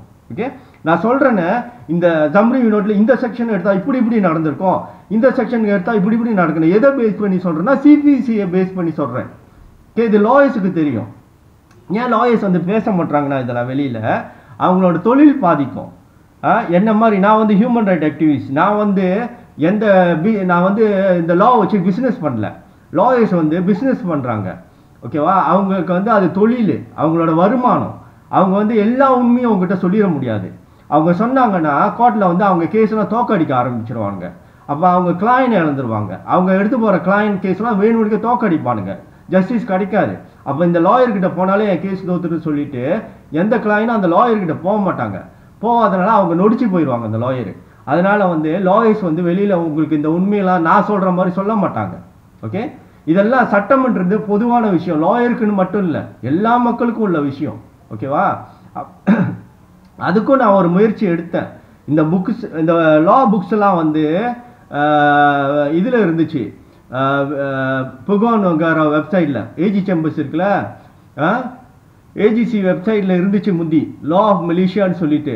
அதுக்கு நான் ஒரு வீடியோ செஞ்சுட்டு போனேன். மக்கள் எப்படி லாவை எங்கே எடுத்து, லா புக்ஸ்லாம் மலேசியாவில் ஃப்ரீயாகவே கிடைக்கும், உலகத்தில் எல்லா நாட்டிலையும் ஃப்ரீயாகவே கிடைக்கும். ஓகே, அது கவர்மெண்டோட பொறுப்பு. பொருளம்பாக்கல்ல போட்டிருக்குல்ல, என்னது டவுலாத்தான் உண்டாங்கன்னு, டவுலாத்தான் உண்டாங்கன்னா சட்ட வழியில் வாழணும்னா சட்டத்தை முதல்ல மக்களுக்கு தெரியணுமா இல்லையா? நீ சட்டத்தை போட்டுட்ட, பார்லிமெண்ட்ல நீங்கள் சட்டத்தை உருவாக்குறீங்கடா, மக்களுக்கு சட்டம் தெரியலன்னா அப்படி அப்போ வந்து சிஸ்டமில் எங்கேனாச்சும் சட்டத்தை கொடுக்கணுமா இல்லையா மக்கள்கிட்ட? அதுதான். அப்போ ஒரு கவர்மெண்ட் இருந்து இந்த புகுவாம்னுகாருன்னு இருக்கானுங்கள, இந்த புகுவாம்னுகாரு, ஒரு ஜபத்தான் புகுவாம்னுகாருன்னு ஒரு டிபார்ட்மெண்ட் இருக்குல்ல, அவன் வெப்சைட்டில் வந்து அவனுங்க ஃப்ரீயாகவே வச்சுருப்பானுங்க. எல்லா லா புக்ஸும் அது இருக்கும், முந்தி இருந்துச்சு. நான் ஒரு வீடியோ ப்ரெசன்டேஷன்லாம் செஞ்சு ஆளுங்களை போய் அந்த லா புக்ஸ்லாம் அங்கே இருக்கு, போய் படிச்சுக்குங்கன்னு சொன்னேன். அதை கெடுத்து விட்டானுங்க இப்போ. ஓகேவா, நான் மக்கள்கிட்ட வந்து லாவை படிச்சுக்கிறதுக்கு சொல்லி தந்தோடனே இந்த நாசமாக போன இந்த பழைய கவர்மெண்ட்டும் சரி, இப்போ இருக்கிற கவர்மெண்ட்டும் சரி, இன்னைக்கு வரைக்கும் அதை சரி பண்ணலை. இந்த நாசமாக போன நாட்டில் வந்து லா புக்ஸ் எல்லாம் ஒளி வச்சிருக்கிறானுங்க, மக்கள்கிட்ட கண்ணில் காட்டாமல். பயந்தாங்கோலிங்க, மக்களுக்கு சட்டம் தெரிஞ்சிடக்கூடாதுன்னு ஒளி வச்சிருக்கிறானுங்க இந்த நாட்டில். ஓகேவா, எனக்கு தெரியும், நானும் கம்ப்ளைண்ட் அனுப்புனேன். டே கரும்பம் பிடிச்சவனுங்களா, இப்போ எதுக்குடா அந்த லா புக்ஸ் எல்லாம் ஒளி வச்சிருக்கீங்க, பழையபடி நல்லா வைங்கடா. போய் லிங்க் இருக்கு, லா ஆஃப் மலேசியான்னு லிங்கை ஒளி வச்சிருக்காங்க, அது தட்டி போனால் வரும். சர்ச் பண்ணால் புக்ஸ்லாம் வர மாட்டேங்குது, பிடிஎஃப் ஃபைலில் வர மாட்டேங்குது, புக்ஸ் எல்லாம் கண்ணா பின்னான்னு வருது. ஓகேவா, ஃபுல் ஃபார்மேட்லாம் வர மாட்டேங்குது, ஏதோ ஒன்று வருது, ஏதோ ஒன்று வர மாட்டேங்குது, எல்லாத்தையும் நோண்டி விட்டானுங்க. ஓகேவா, அப்போ அவங்களோட இன்டென்ஷன் என்னது, மக்களுக்கு லா தெரிஞ்சிடக்கூடாது. ஏன்னா லாயர் அவனுக்கு தான் லிமிட் பண்ணலாமே, லாயர்ஸ்க்கு என்னை விட லா கூட தெரியும். இருந்தாலும் அவங்களோட பிஸ்னஸ் எப்படி வந்து எல்லா ரகசியத்தையும் சொல்லுவாங்க வெளியில். மக்களே உங்களுக்கு இந்த மாதிரி அநியாயம் நடக்குது, இந்த கேஸ் இந்த செக்ஷன் கீழே இப்படி தான் வரும், போலீஸ்காரன் உங்களுக்கு செஞ்சு விட்றானுங்க, அரசாங்கம் உங்களை செஞ்சு விட்றான்னு சொல்ல மாட்டானே. என்ன மாதிரி ஹியூமன் ரைட்டு தில்லான ஆளாக இருந்தால் வந்து சொல்லுவோம். ஏன்னா எனக்கு அது பிஸ்னஸ் கிடையாது, நான் கிளையனை இழக்க போகிறேன், நான் மக்களோட உரிமையை காக்க தான் நான் நினைக்கிறேன். அப்படியே அடிச்சு விடுவேன், வந்து சொல்லி விட்ருவேன். டே இந்த கேஸ் இந்த செக்ஷன் கீழே வரும், இந்த செக்ஷனில் போனால் பிடிச்சிருக்கலாம், நீ ஏமாற்றிட்ட செஞ்சு விட்ருவேன்னு. ஏன்னா அந்த புக்ஸ்லாம் நான் வச்சுருக்கிறேன், புரியுதா? அப்போ அருண்துரைசாமி சொன்ன மாதிரி நடந்திருக்காது. நான் போனேன், ஸ்டேட்மெண்ட் கொடுத்தேன், கருப்பு கண்ணாடி போட்டு ஸ்டேட்மெண்ட் கொடுக்கலாம், சினிமாக்கு அதெல்லாம் நடந்திருக்காது. போட்டிருப்பான் வழங்க, அத்தா அசுத்தான் பார்த்த இடத்துல போட்டிருப்பான் வழங்க, கோர்ட்டில் வேணா போய் டெபாசிட் பண்ணிக்கலாம். நான் அருண்துரைசாமி பிடிக்க சொல்லி சொல்கிறேன்னு முட்டாள்தனமாக நினச்சிக்காதீங்க. நான் என்ன சொல்கிறேன்னா, அவனுக்கு பார்த்த அந்த செக்ஷன் அருண்துரைசாமி என்னென்னமோ பண்ணி விட்டுருக்கோம். அந்த மாதிரி நியாயமா? அந்த மாதிரி அருண்துரைசாமிக்கு நடந்திருந்தா அது நியாயமா? அப்படி சட்டத்தை வந்து அடக்குமுறையை பாய்க்கிறாங்களே, சட்டத்தை இப்படி பாய்க்கிறாங்களே, இது நியாயமா? அதுக்குன்னு அந்த ஜம்ரியோட பிடிச்சி போட்டிருந்தா முடிஞ்சு. அருண்துரைசாமியோட கோரிக்கையே அவ்வளோதானே, எல்லாத்தோடைய கோரிக்கையும் அதுதானே. அந்த கம்நாட்டியை போய் பிடிங்கடா, ஏடா இப்படி ஒப்பனா வந்து எங்கள் மதத்தை எங்கள் மனசை இப்படி கஷ்டப்படுத்திட்டு இருக்கான்னு தானே சொன்னோம். அதுக்கு போலீஸ் பிடிக்கிறதுக்கு 5 நிமிஷம் பிடிச்சிருக்காது. அந்த ஜம்ரியோட அந்த குட்டி பையனை பிடிக்கிறதுக்கு 5 நிமிஷம் பிடிச்சிருக்காது. ஏன் இவ்வளோ பெரிய சீனு? ஏன் இப்படி ஒரு மீடியா கவரேஜ்? ஏன் எம்ஐசிக்கு இப்படி ஒரு பேர்? எதுக்காக எம்ஐசி தான் வந்து எங்களை காப்பாற்றணும்? ஏன் போலீஸால் 5 நிமிஷம் பிடிச்சி போக முடியல? அப்போ அனுவர் என்ன பண்ணிக்கிட்டு இருக்கான், குத்துவக் ராஜன் என்ன பண்ணிக்கிட்டு இருக்கான், என்ன பிளான் வச்சிருக்கிறான்? நாங்கள் என்ன முட்டாளா அதை நான் நம்புறதுக்கு? நீங்கள் சொன்ன அம்புலி மாமா கதையை நம்புறதுக்கு? அதை ஏன் ஒரு இந்தியன் தலைவர் வந்து சொன்னால் மட்டும்தான் செய்ய முடியும் சொல்லுங்க? எந்த நாட்டில் இப்படி ஒரு சிஸ்டம் இருக்கு? அவங்க இனத்தில் ஒருத்தவங்க வந்து சொல்ற வரைக்கும் ஆக்ஷன் எடுக்காதீங்க போலீஸு. இதுதான் வழக்கம், இதுதான் வந்து இல்லைன்னா தெய்வ குத்தமாயிரும் அப்படின்னு சொல்லி எங்கேனாச்சும் இருக்குதா? பைத்தியகரதனமா இல்லை? இவனுக்கு சொல்ற இந்த அம்புலி மாமா கதையை நீங்க கேட்டுட்டு இருந்தீங்கன்னா உங்களை விட முட்டாள் மக்கள் இருக்காது. இதை வந்து ஆதாரமா பேசுறதுக்கு எனக்கு உரிமை இல்லைனாலும், ஏன்னா அவனுங்களை பூந்து மனசுல பத்தமா தான் காரி திப்பிடுவோமே. நம்மளுக்கு தான் ஒரு மனசுக்குள்ள என்ன இருக்குன்னு நம்மளுக்கு தெரியாது. அதனால அப்படி பேசிட்டு போறானுங்க பைத்தியக்காரனுங்க. ஆனா லாஜிக்கா யோசிச்சு பாருங்க. அதான் சொல்றேன், மடைனா இருக்கலாம், ஆனா மாங்காய் மடைனா இருந்துடாதீங்க. கொஞ்சமா அது லாஜிக்கா யோசிச்சு பாருங்க. எப்படிலாம் ஒரு நாடு இப்படி செயல்படும்? என்னடா ஜம்ரி வினோட் என்ன பெரிய டெரரிஸ்டா? நியூக்ளியர் பாம்பு வச்சிருக்கிறானா பயப்படுறதுக்கு? சின்ன பூச்சில அவன் ஒரு மயக்க வச்சு கத்திக்கிட்டு கிடக்கிறான் பைத்தியக்கார மாதிரி. பிடிக்க முடியல, பிடிக்க முடியல. ஏன்னா அம்புலி மாமா கதை சொல்லிக்கிட்டு இருக்கீங்களா நம்ம? அதான் சொல்கிறேன் மக்களே, இவனுங்க வந்து உங்களை அப்படியே வந்து ஒரு மாய உலகத்தை காமிக்கிறானுங்க. ஏன்னா உங்களுக்கு சட்டம் தெரிய மாட்டேங்குதுல்ல. போலீஸ்காரன் பாருங்க, நான் வந்து உட்காந்து சொல்கிறேன், டே போலீஸு இந்த செக்ஷனுக்கு இல்லை நீ பிடிச்சிருக்கலாமே, ஏன் பிடிக்கல? என்ன நடக்குது? அரசாங்கம் என்ன பண்ணிக்கிட்டு இருக்க? போலீஸை போய் ஸ்டாப் பண்ணுறியா அப்படின்னு கேட்குறேன் பார்த்தீங்களா? ஏன்னா அந்த சட்டம் தெரிஞ்சதால அந்த சிபிசியில் போட்டிருக்கு. ஓகேவா? அப்போ இந்த அருந்தசாமி கதை என்னவா எடுத்து போகிறானுங்க எனக்கு என்ன புரியுதுன்னா, ஆமாம் அருந்தசாமிக்கு நான் அங்கே பிடிச்சிருக்கலாம் தானே, அத்தாஸ் பூடி பிச்சாரோ நாங்கள் பிடிக்கல. அதே மாதிரி தான் ஜம்ரி யூனிட்டும் அத்தாஸ் பூடி பிச்சாரோ பிடிக்கல. ஆனால் வந்து இந்த எம்ஐசி சரவணெல்லாம் இறங்கி போராடி எல்லாரும் வந்து ப்ரெஷர் கொடுத்து எங்களுக்கும் அறிவு பிறந்து எங்களுக்கும் வந்து எங்களை வந்து விழிப்புணர்வு அடைய வச்சுட்டாங்க. அதனால போய் இப்போ ஆக்ஷன் எடுத்துட்டோன்னு காட்ட போகிறானுங்க. இப்போ ஜம்ரி யூனிட்டை என்ன தான் பண்ணி தொலைய போகிறானுங்கன்னு தெரியல. ஐயோ, இவனை வந்து கேஸு போடுறது 2 கட்டி வெளியேக்கிடலாம், எப்படியாவது பிரச்சனை பண்ணி விட்டோமா ஜம்ரி யூனிட்டை பிடிக்க சொல்லுவானுங்க. பிடிச்சா இந்த மல்டிமீடியா செக்ஷனில் 2 கட்டி நம்மளே கட்டி அவனை இப்படியே வீட்டுக்கு அனுப்பி விட்டுருவோம் அப்படின்னு போனானுங்க.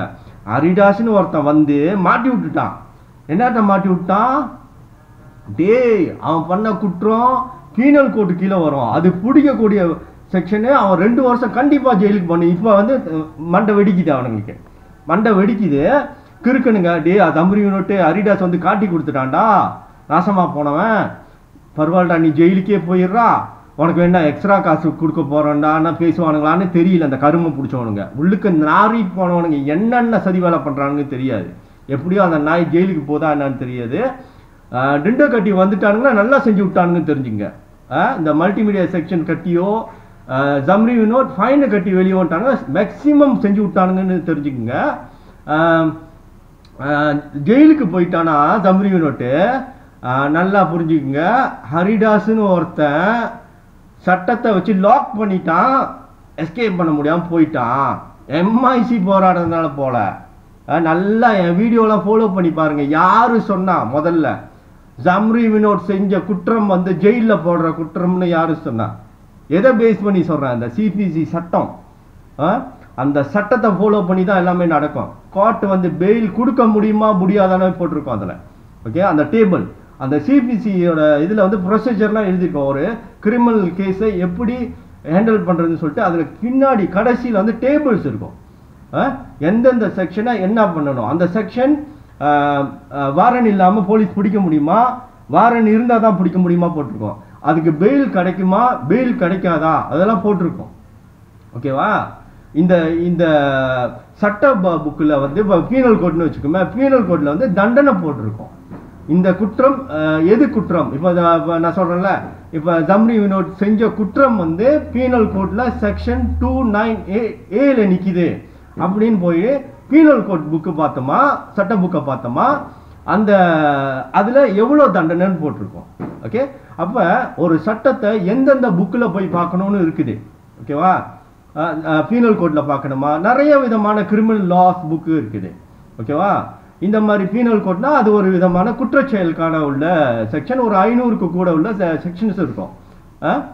அப்போ மத சார்ந்த விஷயத்தில் அவன் தப்பு பண்ணிட்டானா அதுக்கு ஒரு ஃபியூ செக்ஷன் இருக்குது. ஓகே, அந்த மத சார்ந்த விஷயத்தில் அவன் வந்து ஒரு அமைதியை சீர்குலைச்சிட்டான், டிஸ்ஹார்மனியை கிரியேட் பண்ணிட்டான். அதனால அது செக்ஷன் 298A வந்து நிற்குது, சீரியஸான செக்ஷனில் வந்து நிற்குது. விச் இஸ் மினிமம் 2 years ஜெயிலுக்கு போவான், ஃபைனே கிடைக்காது, பெயிலும் கிடைக்காது. ஓகே, அங்கே வச்சு அவனை லாக் பண்ணி விட்டுட்டேன். ஓகே, அந்த செக்ஷனை எப்படி ஹேண்டில் பண்ணுறதுன்றது சிபிசியை ரெஃபர் பண்ணி நான் பேசுகிறேன். நான் பேசுறதெல்லாம் எல்லாமே சட்ட அடிப்படை. ஓகே, போலீஸுக்கு எந்த விதமான அதிகாரமும் கிடையாது. மூடி பிச்சாரு அப்படி ஒரு கான்செப்டே அவனுக்கு கிடையாது. அந்த பவர் கோர்ட்டுக்கிட்ட தான் இருக்குது.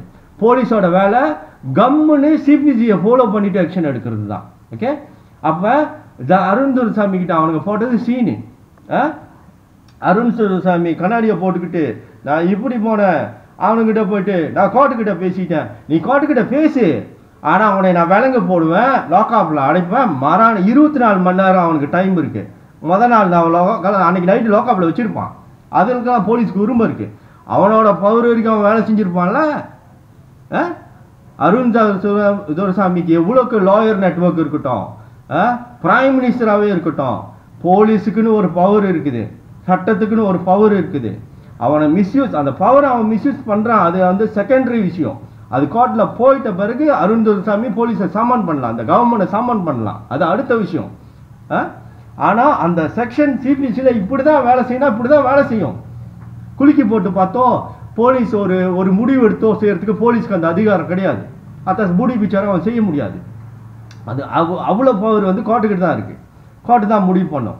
பெயிலே இல்லாத கொடுக்க முடியாதுன்னு சட்டத்தில் சொல்லியிருந்தாலும் பெயில் கொடுக்குறேன் நான் இந்த கேஸுக்கு, அவங்களோட வாதத்தெல்லாம் கேட்டுட்டு இந்த காரணத்துக்காக நான் வந்து பெயில் கொடுக்குறேன் அப்படின்னு கோர்ட்டுக்கு முடிவு. ஏன்னா கோர்ட்டோட பவர் ரொம்ப பெருசு. ஏன்னா கோர்ட் வந்து ஜஸ்டிஸ் கொடுக்குற இடம், வெறும் ஜஸ்ட் பிளெயின்லி என்னது சட்டத்தை பார்த்துட்டு பேசுகிற இடம் இல்லை கோர்ட்டு. ஓகே, கோர்ட்டோட பவர் ரொம்ப பெருசு. இப்போ ஜம்பி வினோட்க்கு நான் சொல்கிற செக்ஷனுக்கு ஜாமீன் கிடைக்காது. ஆனால் கோர்ட் நினச்சா டிபிபிக்கு ரிக்வெஸ்ட் பண்ணியோ இல்லை கோர்ட் இது பண்ணியோ ஜாமீன் கொடுக்கலாம். ஓகே, கொடுத்த பிறகு நம்மளோட ஆதங்கத்தை தெரிவிக்கலாம். ஆனால் அவன் என்ன சிறப்புன்னு நீங்கள் இப்போ ஜாமீன் கொடுக்குறீங்க, அப்போ உள்குத்து இருக்குன்னு சொல்லலாம். நம்மளுக்கு உரிமை இருக்குது, நம்மளோட குரல் உரிமை. ஏன்னா அது நியாயம் இல்லையே. ஏன்னா அவன் வந்து என்ன புனிதமானவனா? இந்த ஜம்பி யூனிட்டு தொடர்ச்சியாக அவர் நம்ம மதத்தை தேவையில்லாமல் ஒம்பிழுப்பான், நம்ம பாட்டுக்கு சிவனேன்னு இருக்கோம். அவர் வந்து ஒம்பிழுப்பாரா? அவருக்கு ஒரு பெயில் கொடுக்கணுமா? அதான் செக்ஷனில் சொல்லிருச்சா பெயில் கொடுக்க முடியாதுன்னு, பெயில் கொடுக்க வேண்டிய அவசியம் இல்லை அப்படின்னு சொல்லிருச்சு. ஓகேவா? அப்போ அந்த நாயை மேக்சிமம் தள்ளி விடு, ஜெயிலே கடக்கட்டும். அவளாம் வெளியில் வந்து என்னத்தை சாதிக்க போகிறான்? ஜம்பி யூனிட்லாம் ஜெயிலே கடக்கட்டும். என்ன, இதுதான் நாட்டுக்கு நல்லது. ஏன்னா இன்னொருத்தனுக்கு பாடமாக அமையுமே. ஏன்னா இந்த ஹோல் ஜஸ்டிஸ் சிஸ்டமோட மெயின் ரோல் என்னன்னா, குற்றம் செய்யறதுக்கு ஆளுங்களுக்கு பயம் வரணும், குற்றம் செய்யக்கூடாது, நாடு அமைதியாக இருக்கணும்.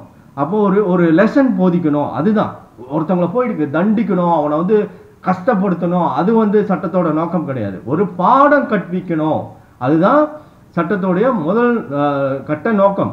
ஓகே, சட்டத்தோட அடிப்படை நோக்கமே அதுதான்.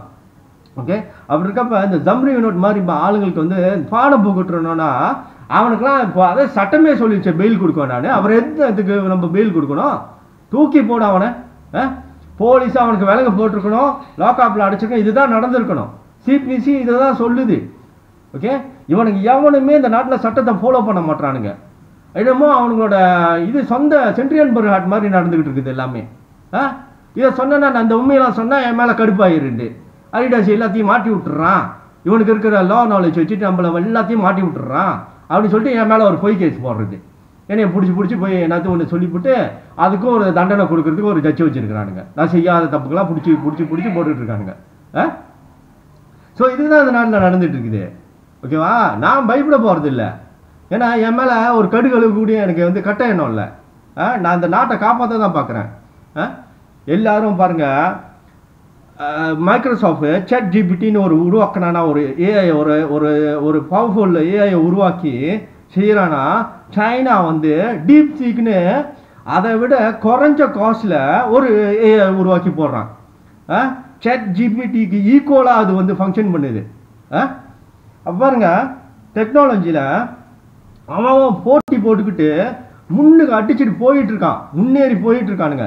அவன் உண்டு, அவன் நாடு உண்டு, மக்கள் உண்டுன்னு வளர்ச்சி அடைஞ்சு போயிட்டு இருக்கானுங்க. இந்த நாட்டில் அந்நாடு சண்டை. என்ன நாடு இது? குப்பை நாடு. ஏதாவது ப்ரோக்ரஸ் இருக்கா? இவனுங்களே சண்டையை உருவாக்கி உருவாக்கி எதில் போய் முடிப்பது நாடு? முன்னேற்றமே கிடையாது. சண்டை சண்டை சண்டை தான், ரேஷியல் சண்டை, இந்த சண்டை. எங்களுக்கு வாய்ப்பு கொடுங்க, நாங்கள் தான் சரி. தலைவர்களை பாருங்க, அரசியல் தலைவர்கள் எப்படி இருக்கானுங்க, வந்து பேசுறானுங்க, மானம் இல்லாமல் பேசிக்கிட்டு இருக்கானுங்க. டேய் நாடா நடத்துறீங்க, சட்டத்திட்டத்தையும் மதிக்கிறது இல்லை. எல்லாமே சென்ட்ரியன் பராட் மாதிரி சொந்த இஷ்டத்துக்கு எவன் வேணாலும் எந்த டிபார்ட்மெண்ட் வேணாலும் சொந்த இஷ்டத்துக்கு ஆக்ஷன் எடுக்கலாம். மக்களுக்கு சட்டம் தெரியாதனால நீங்களா உன்னை காட்டுவீங்க, நியூஸில் அது நியூஸாக வரும். அதை கேட்கறதுக்கு எந்த எவனுக்குமே தில் இருக்காது. இது வந்து என்னடா இது நடக்குதுன்னு பச்சையா சட்டத்தெல்லாம் ஒன்றுமே மதிக்க மாட்டேங்களா, சட்டப்படியே எதுவுமே நடக்க மாட்டேங்குதுன்னு கேட்கறதுக்கு வக்கு இருக்காது. அதை கேட்குறவன் நான் ஒருத்தனாக தான் இருப்பேன். ஆனால் வந்து என்னை பிடிச்சி போட்டுருவானுங்க. இந்த மக்கள் வந்து என்னை காப்பாற்றியும் காப்பாற்றாது வேற. இப்படியே போயிருந்தா அதில் போய் முடியுது. அதுதான் சொல்கிறேன், ரொம்ப நொந்து நூடுல்ஸ் ஆகிட்டேன் மக்களை காப்பாற்றுறதுக்கு போராடி போராடி. ஏன்னா என் பேச்சை நீங்கள் கேட்காம இந்த ஏமாத்துக்காரன் பின்னாடியே ஓடிட்டு இருக்கீங்க. ஓகே, இப்போ இந்த சூழ்நிலையெல்லாம் வச்சு நான் விளக்குறேன். நான் இவ்வளோ கஷ்டப்பட்டு, நீங்களே பார்த்துருப்பீங்க எத்தனை தடவை நான் ஜெயிலுக்கு போட்டு தப்பே செய்யாமல் 7 கேஸு போட்டானுங்க, 6 கேஸு பொய் கேஸு. இந்த சம உரிமையை பற்றி பேசுந்து, அதுவும் சட்ட வழியில் எப்படி சம உரிமை வாங்குறதா சொன்னால் அது ஒரு குற்றம்னு சொல்லி மலாய்க்காரங்க கடுப்பாயிருக்கு, அது ஆத்திரப்பட்டாங்க அப்படின்னு சொல்லி உள்ளுக்கு போட்டானுங்க. இதெல்லாம் ஒரு கேஸா கேட்குறேன், நான் குற்றவாளியா? எல்லாரும் பார்த்துக்கிட்டு இருந்தீங்க. அங்கே கேட்குறான், ஜெயில் ஆஃபீஸர் கேட்குறான் என்கிட்ட, நீ மக்களுக்காக போராடுற ஆனால் உன்னைய பார்க்க யாரும் வரலையே அப்படின்னு கேட்குறான். அப்போ நான் சொன்னேன் ஜெயில் ஆஃபீஸர்கிட்ட, இல்லை நான் மக்களுக்கு உண்மையாக தான் போராடுறேன், இந்த என்ஜிஓலாம் வந்து என் பேரை கெடுத்து வச்சுட்டாங்க, மக்கள் வந்து கொஞ்சம் கன்ஃபியூஸ் ஆகிட்டாங்க இடையில, நான் அவங்ககிட்ட இந்த அரசாங்கம் என்னை அநியாயம் பண்ணுறான், எனக்கு வந்து காசு இல்லாமல் நொடிச்சு போயிட்டேன், என்னது சாப்பாட்டுக்கு வழி இல்லாமல் பண்ணிட்டானுங்க என்னைய. அப்போ வந்து இவன் கேஸு போடுறப்ப என்னால் ஜாமீன் கட்ட முடியாது, நான் டொனேஷன் தேடுறதா ஆயிடுச்சு மக்கள்கிட்ட, இந்த என்ஜிஓலாம் வந்து நான் பிச்சை எடுத்து சாப்பிட்றேன்னு சொல்லிட்டானுங்க என்னைய. மக்கள் வந்து அதை இந்த அரசாங்கம் திருப்பி செய்கிறப்ப நான் திருப்பி டொனேஷன் கேட்குறப்ப மக்கள் கன்ஃபியூஸ் ஆகிட்டாங்க. மக்கள் நினச்சிக்கிட்டாங்க நான் ஏமாத்த தான் செய்கிறேன், ஏதோ எனக்கிட்ட தான் பிரச்சனை இருக்குன்னு நினச்சிக்கிட்டாங்க. பிரச்சனை இல்லை, நான் புதுசாக வந்து mission to create a great government சொல்லி ஒரு புது முயற்சியோடு நான் வரேன். ஏன்னா நான் ரொம்ப அணுவாரை நம்பி ஏமாந்துட்டேன், அணுவார் தான் காப்பாற்றுவான்னு நினச்சேன். என்னோட 8 வருஷ போராட்டம் வந்து நான் பண்ணது வந்து அணுவார் வந்து காப்பாற்றுவான்னு நினச்சேன், அவனும் செஞ்சு விட்டுட்டான். அதனால தான் என்னோட இது சொதப்பிடுச்சு. என் போராட்டத்தில் தப்பு இல்லை, அணுவார் துரோகம் பண்ணிட்டான், அதனால தான் என்னோட போராட்டம் வந்து பயனளிக்காமல் போயிடுச்சு. இருந்தாலும் நான் கைவிட மாட்டேன் மக்களை. நான் mission to create great government ஒன்று புதுசாக ஒன்று ஆரம்பிக்கிறேன். கவர்மெண்ட்டை ஸ்க்ராட்சிலேருந்து நான் செஞ்சு எடுத்துகிட்டு வரேன் இந்த மக்களை காப்பாற்றுறதுக்குன்னு சொன்னேன். ஓகே, ஜெயில் அதிகாரிகளாம் நான் நேராக பேசுவோம், எல்லாரும் ஃப்ரெண்ட் மாதிரி பேசிக்குவோம். அவங்க கூட கேட்பாங்க எங்கள் உரிமையை நீ காப்பாற்றுவியான்னு, நீ மனசன் தானே உன் உரிமையை நான் காப்பாற்றுவேன் அப்படின்னு சேட்டெல்லாம் பண்ணுவானுங்க. இந்த அரசாங்கம் கொடுக்குற ப்ரெஷரில் என்னை கஷ்டம்லாம் படுத்துவானுங்க ஜெயில் ஆஃபீஸரு. ஆனால் சில சமயத்தில் பேசுவானுங்க, என்ன தான் நீ பிளானில் இருக்க, என்ன செய்ய போகிற நாட்டுக்காக, அப்படிலாம் பேசுவானுங்க. அப்போ நம்ம வந்து நம்மளோட கருத்தை சொல்லுவோம் ஜெயில் ஆஃபீஸர்கிட்ட, இந்த ஐடியாவில் தான் போயிட்டுருக்குன்னு. ஓகே, என் மனசுக்குள்ளே என்ன இருக்குன்னு மக்களுக்கு உங்களுக்கு தெரியாது, உங்களுக்காக நான் எவ்வளோ ரிஸ்க் எடுக்கிறேன்னு உங்களுக்கு தெரியாது. ஓகேவா, நான் இந்த தடவை சொல்கிறேன். ஓகே, நான் கொடுத்த வாக்கு உங்களுக்கு, உங்கள் உரிமையை நான் காக்கிறேன்னு ஒரு 8 வருஷத்துக்கு முன்னே நான் வாக்கு கொடுத்தேன், அந்த உரிமையில் தான் நிற்கிறேன். ஓகே, நீங்கள் என் பேச்சை கேட்க மாட்டேறீங்க, அதனால தான் எனக்கு கஷ்டமாக இருக்குது. இப்போது உங்களை இவனுக்கு ஏமாற்றிட்டு இருக்கானுங்க, இவனுக்கு பின்னாடியே ஓடிக்கிட்டு இருக்கீங்க. ஓகேவா, இப்போ கிளியர் பிக்சர் காட்டுறதுக்கு தான் நான் இப்போ முயற்சி பண்ணி இந்த வீடியோலாம் செஞ்சிட்ருக்கேன். உங்களுக்கும் ஒரு அறிவு இருந்தால் நீங்கள் புரிஞ்சுக்கலாம். ஓகேவா, அடுத்தது நான் ஆரம்பிக்க போகிறேன் mission to create great government. Okay, என்னென்னத்தை நீங்கள் செய்யணும்னு நான் சொல்லிகிட்டே வருவேன். ஓகே, அதுக்கு முன்னே ஒரு வீடியோ செஞ்சு அதில் நான் என்ன தான் உங்களுக்கு ப்ராமிஸ் பண்ணுறேன். என்னதான் உங்களுக்கு கிடைக்கும் அப்படின்னு சொல்லியும் ஒரு வீடியோ செய்வேன். அதை நீங்கள் நல்லா கேட்டுட்டு என்னென்ன பலன் உங்களுக்கு கிடைக்க போகுது. ஓகே, நீங்கள் கட் பண்ணிக்க அப்பாற்பட்டு இருக்கும். உங்களுக்கு எவ்வளோ சொல்யூஷன் கொடுக்க முடியுமோ நான் கொடுப்பேன் உங்களுக்கு. ஓகே, அது வந்து நான் கொடுக்குற வாக்கு. இத்தனை வருஷமாக உங்களுக்கு கொடுத்த நான் ஒரே ஒரு வாக்கு, உங்கள் உரிமையை நான் காப்பாற்றுறேன்னு சொல்லிட்டு நான் தான் டிஃபைன் பீப்புள்ஸ் ரைட்ஸ் குரூப் ஃபவுண்டர்னு சொல்லி அறிமுகப்படுத்துகிறேன்ல, உங்களோட உரிமையை நான் காப்பாற்றுறேன்னு 8 வருஷமாக நான் அதை தான் செஞ்சிட்ருக்கேன்.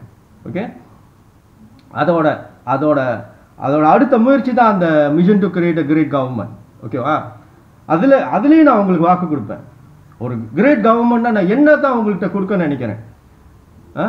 இவனுங்க இந்த குப்பையெல்லாம் தூக்கி போடுங்க, நான் உங்களுக்கு இதெல்லாம் செஞ்சு காட்டுறேன், இதெல்லாம் உங்களுக்கு கிடைக்கும். உங்களுக்கு சம உரிமை வேணுமா கிடைக்கும். ஓகே, உங்களுக்கு கோட்டா சிஸ்டம் இல்லாத எடுகேஷன் வேணுமா கிடைக்கும். உங்களுக்கு மலாய்க்காரங்க கிடைக்கிற எல்லா விதமான பொருளாதார ரீதியான கிடைக்கிற எல்லா சலுகையும் உங்களுக்கு வேணுமா கிடைக்கும். எல்லாமே சட்ட வழியிலே சண்டை போடாமல் சட்ட வழியிலே மக்களாட்சி பாட்சியே கிடைக்கும். இவனுங்க சொல்கிற மாதிரி கஷ்டம்லாம் கிடையாது. ஏன்னா என்கிட்ட உண்மை இருக்குது. இந்த இவனுங்க சீனு போடுறதுக்கு தான் உங்களை வந்து டைவெர்ட் பண்ணுறது தான் சினிமா ஷோ மாதிரி கட்டிக்கிட்டு இருக்காங்க. ஒரு உண்மையான அறிவாளி, சட்டம் புரிஞ்சவன், நல்ல மனசு உள்ளவன் உங்களை கஷ்டப்படுத்த மாட்டான். ஏன்னா சட்ட வழியில் நிறைய சாதிக்கலாம். ஏன்னா இவனுங்க காட்டுறது வந்து ஒரு என்னது தெருக்கூத்து உங்களை ஏமாத்துறதுக்காக சினிமாத்தனமாக உங்களை காமிச்சு ஏமாத்துறானுங்க. நீங்களும் அதுதான் உண்மை, அவன் தான் செக்காப்பாக இருக்குது, அதுதான் வந்து உங்களுக்கு அந்த சினிமா டைலாக்களை ஏமாந்தி தான் உங்களோட மைண்ட் செட் அப்படி வச்சுருக்கீங்க. எவனாச்சும் வந்து ஒரு ஒரு ஒரு அறிவுபூர்வமாக ஒன்று சொன்னால் அதை புரிஞ்சிக்க மாட்டேறீங்க. அப்படி செய்கிறப்ப எங்களுக்கு வர ரிஸ்க் இருக்குது தெரியுங்களா. இவனுங்கெல்லாம் போட்டு எங்களாம் சும்மா விட மாட்டானுங்க. எங்களை வந்து சட்டத்தை மிஸ்யூஸ் பண்ணி அதுதான் நான் வந்து ஜெயிலுக்கும் லாக்அப்புக்கு போய் கிடக்கிறது. ஓகேவா, எங்கே நாங்கள் ஸ்ட்ரகிள் பண்ணுறோம், என் பேச்சை நீங்கள் கேட்காம போகிறதுனால தான். ஓகே, நிறைய நல்ல தலைவர்கள் இருக்காங்க, ஏன் வரமாட்டாங்கன்னா ஏன் இவ்வளோ ரிஸ்க் எடுக்கணும், ஏன் நம்ம வாழ்க்கையை அழிச்சுக்கணும்னு பார்க்குறாங்க. நான் வந்து விட்டு கொடுக்க மாட்டேன், ஏன்னா என்னோட கடவுள் எனக்கு கொடுத்த தன்மை. ஓகேவா, நான் வந்து மொத்தம் எப்படியோ போய் சாப்பிட்டோம் நான் நல்லா இருந்தேன்னு நினைக்கிறவங்க கிடையாது. நானும் நல்லா இருக்கணும், மற்றவங்களும் நல்லா இருக்கணும் அப்படின்னு நினைக்கிறேன். வாழ்வோ சாவோ, ஏன்னா எல்லாரும் நாசமாக தான் போவோம் இவன் இந்த மாதிரி வச்சுருந்தா நாட்டை. அப்படி இருக்கப்ப இருந்தால் எல்லாரும் நல்லா இருப்போம், இல்லை நான் செத்தாலும் பிரச்சனை இல்லை போராடுவோம் அப்படின்னு நான் போயிட்டேன். ஓகேவா, அதனால் உங்களுக்கு ஒருத்தர் சின்சியராக நிற்கிறான்னா அவன் பின்னாடி போங்க, நீங்கள் நல்லா இருப்பீங்க. ஓகே, நான் இப்போ முடிஞ்ச வரைக்கும் நடக்கிற சம்பவத்தை வச்சு நான் வீடியோஸ் போட்டு உங்களுக்கு எக்ஸ்பிளைன் பண்ணுறேன், இதுதான் உங்களுக்கு நடக்குதுன்னு. ஓகே, எதுக்காக இப்போ இருக்கிற ஆளுங்கட்சியும் சரி எதிர்கட்சியும் தூக்கி போட்டுட்டு புதுசாக ஸ்க்ராட்ச்லேருந்து புது அரசாங்கத்தை சட்ட வழியில், ஓகே, எந்த விதமான சட்டவிரோதம் இல்லாமல் எந்த விதமான நாட்டோடைய அமைதியை சீர்குலைக்காமல் அதெல்லாம் எப்படி செய்யறதுன்னு ஸ்டெப் பை ஸ்டெப் இருக்கு. காலம் பிடிக்கும், சில விஷயம் 10 வருஷம் 20 வருஷம் கூட ஆகலாம் அந்த சமூகமெல்லாம் வாங்கிறதுக்கு. நான் சொல்கிறது வந்து அடைய போகிறோம் அப்படிதான், நாளைக்கே செஞ்சிருவோன்னு இல்லை. ஊழலை ஒழிக்கலாம், ஏன்னா சட்டத்தில் கிளியராக உரிமைக்கு போயிடலாம். இன்னைக்கு அரசாங்கம் ஃபார்ம் பண்ணோமா நாளையிலேருந்து ஆக்ஷன் எடுக்க ஆரம்பிச்சிடலாம் ஊழலை ஒழிக்கிறதுக்கு. ஆனால் சமூக விஷயத்துக்கெல்லாம் போனோன்னா நாட்டுடைய அரசியல் சாசனமே சம உரிமையில் நிற்கலை. அப்படி இருக்கப்போ அதெல்லாம் மாற்றினா காலம் பிடிக்கும். ஏன்னா மலேசியோட மைண்ட் செட்லாம் வந்து நம்ம வந்து தயார் பண்ணணும். ஏன்னா இதெல்லாம் வந்து சண்டை கொடுக்குற விஷயம் இல்லை, எனக்கு வேணும் அப்படின்னு இல்லை, ஆவேசப்படுற விஷயம் இல்லை, நாட்டுடைய அமைதி சீர்குலைக்காமல் செய்யணும். இப்போ என்னோட ஸ்டைல் என்னன்னா இவ்வளோ பெரிய சொல்யூஷனும் வந்து ஒரு மக்களுக்கு ஆபத்து இல்லாமல் செய்யணும். அதுதான் என்னுடைய முயற்சியில் வந்து பியூட்டி. ஓகேங்களா, நான் பெரிய சொல்யூஷன் செய்ய நினைக்கிறேன், ஆனால் எந்த விதமான யாருக்கும் எந்த ஆபத்து இல்லாமல் செய்ய நினைக்கிறேன், சட்ட வழியிலே செய்ய நினைக்கிறேன். அப்போ இவ்வளோ பாதுகாப்பு இவ்வளோ உண்மை இருக்கிறப்போ நீங்கள் ஏன் கூட வராமல் இந்த கீழே வரவனுக்கு பின்னாடி போக போகிறீங்களா? நீங்களே யோசிச்சு பாருங்க.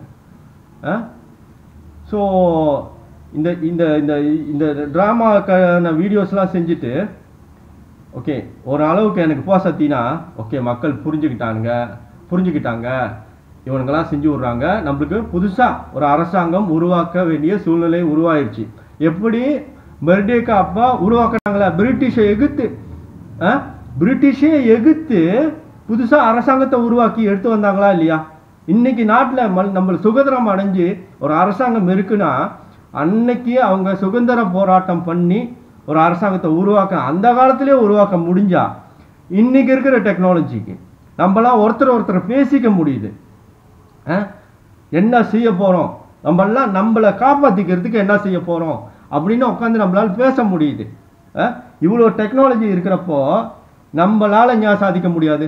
நம்மளால் ஞா ஒரு உண்மையான நல்ல தலைவர்களை வச்சு மக்கள் சேவையை மகேசன் சேவை நினச்சி இருக்கக்கூடிய தலைவர்களை ஞா நம்மளால் கண்டுபிடிக்க முடியாது. என்னால் உங்களுக்கு டெக்னாலஜியை பார்த்து ஒரு வெப்சைட்டே டெவலப் பண்ணி அதில் கணக்கு வழக்க காமிக்க வச்சு நல்ல தலைவர்களை வந்து அதில் நிப்பாட்டி வச்சு அவங்களோட சேவையை என்னென்ன செய்கிறாங்கன்னு காமிச்சு வாட்ஸ்அப் மெசேஜ்லாம் வந்து ஒரு ஓட்டோ ரெஸ்பாண்ட் பண்ணுற வைக்கிறதுக்கான எல்லா டெக்னாலஜி எல்லா ப்ரோக்ராமிங் கோடிங் எல்லாத்தையும் செய்ய முடிஞ்ச என்னால் ஞா செய்ய முடியாது. ஆக முக்கியமான விஷயம் என்கிட்ட நேர்மை இருக்கு. உங்களை காப்பாற்றணும்னு உணர்ச்சி எனக்கு இருக்குது. இந்த மக்களை இந்த நாட்டை வந்து சீர் பண்ணணும், இந்த மக்களை காப்பாற்றணும்னு சொல்லி உண்மையான உணர்ச்சி என்கிட்ட இருக்குது. ஞான் செய்ய முடியாது. என் கூட நீங்கள் வந்தீங்கன்னா ஞான் காப்பாற்ற முடியாது நாட்டை இன்னைக்கு இருக்கிற டெக்னாலஜிட்டு. இந்த முட்டாளு பின்னாடி போயிட்டு அரை காசுக்கு புண்ணியம் இல்லாதவங்க அறிவு கட்டவனுங்க வாழ்க்கைனா எப்படி வாழ்றதுனே தெரியாமல் வாழ்ந்துட்டு இருக்கானுங்க.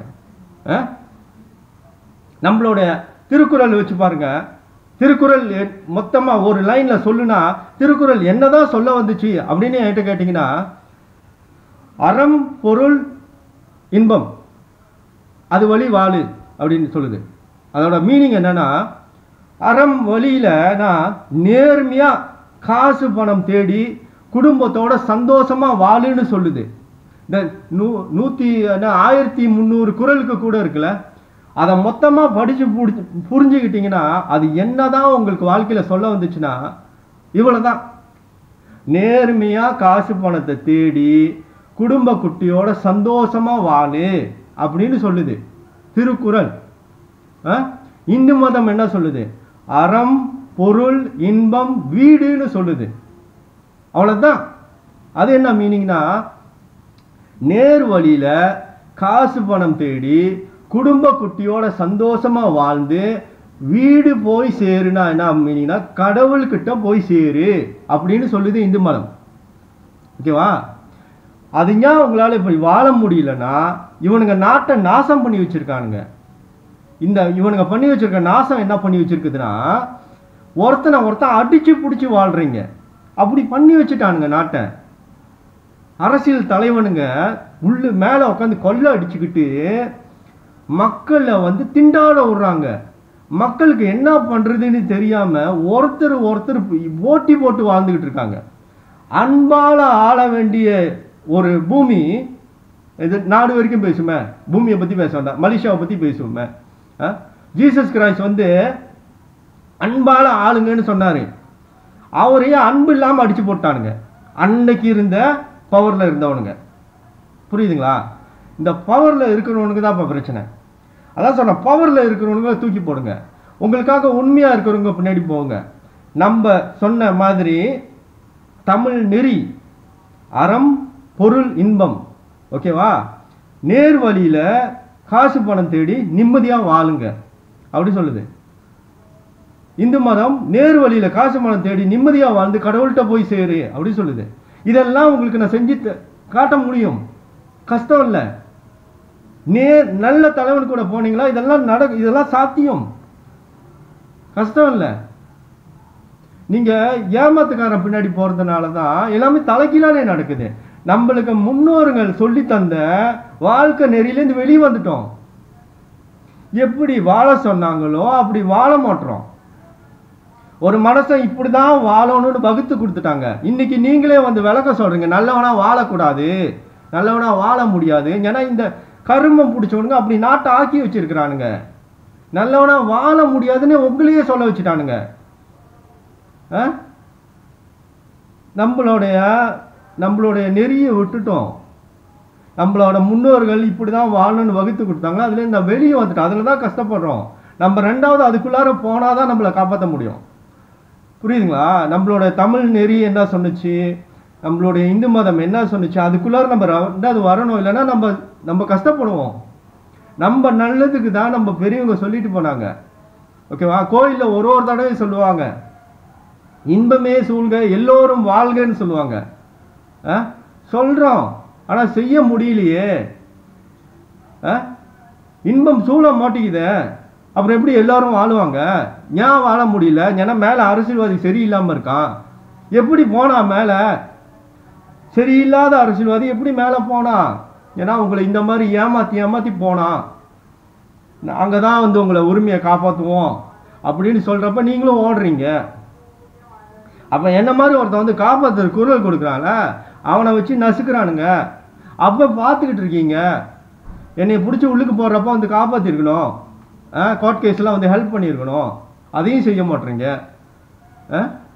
அப்புறம் நாங்களும் எப்படி தான் போராடி உங்களை வந்து காப்பாற்றுறது?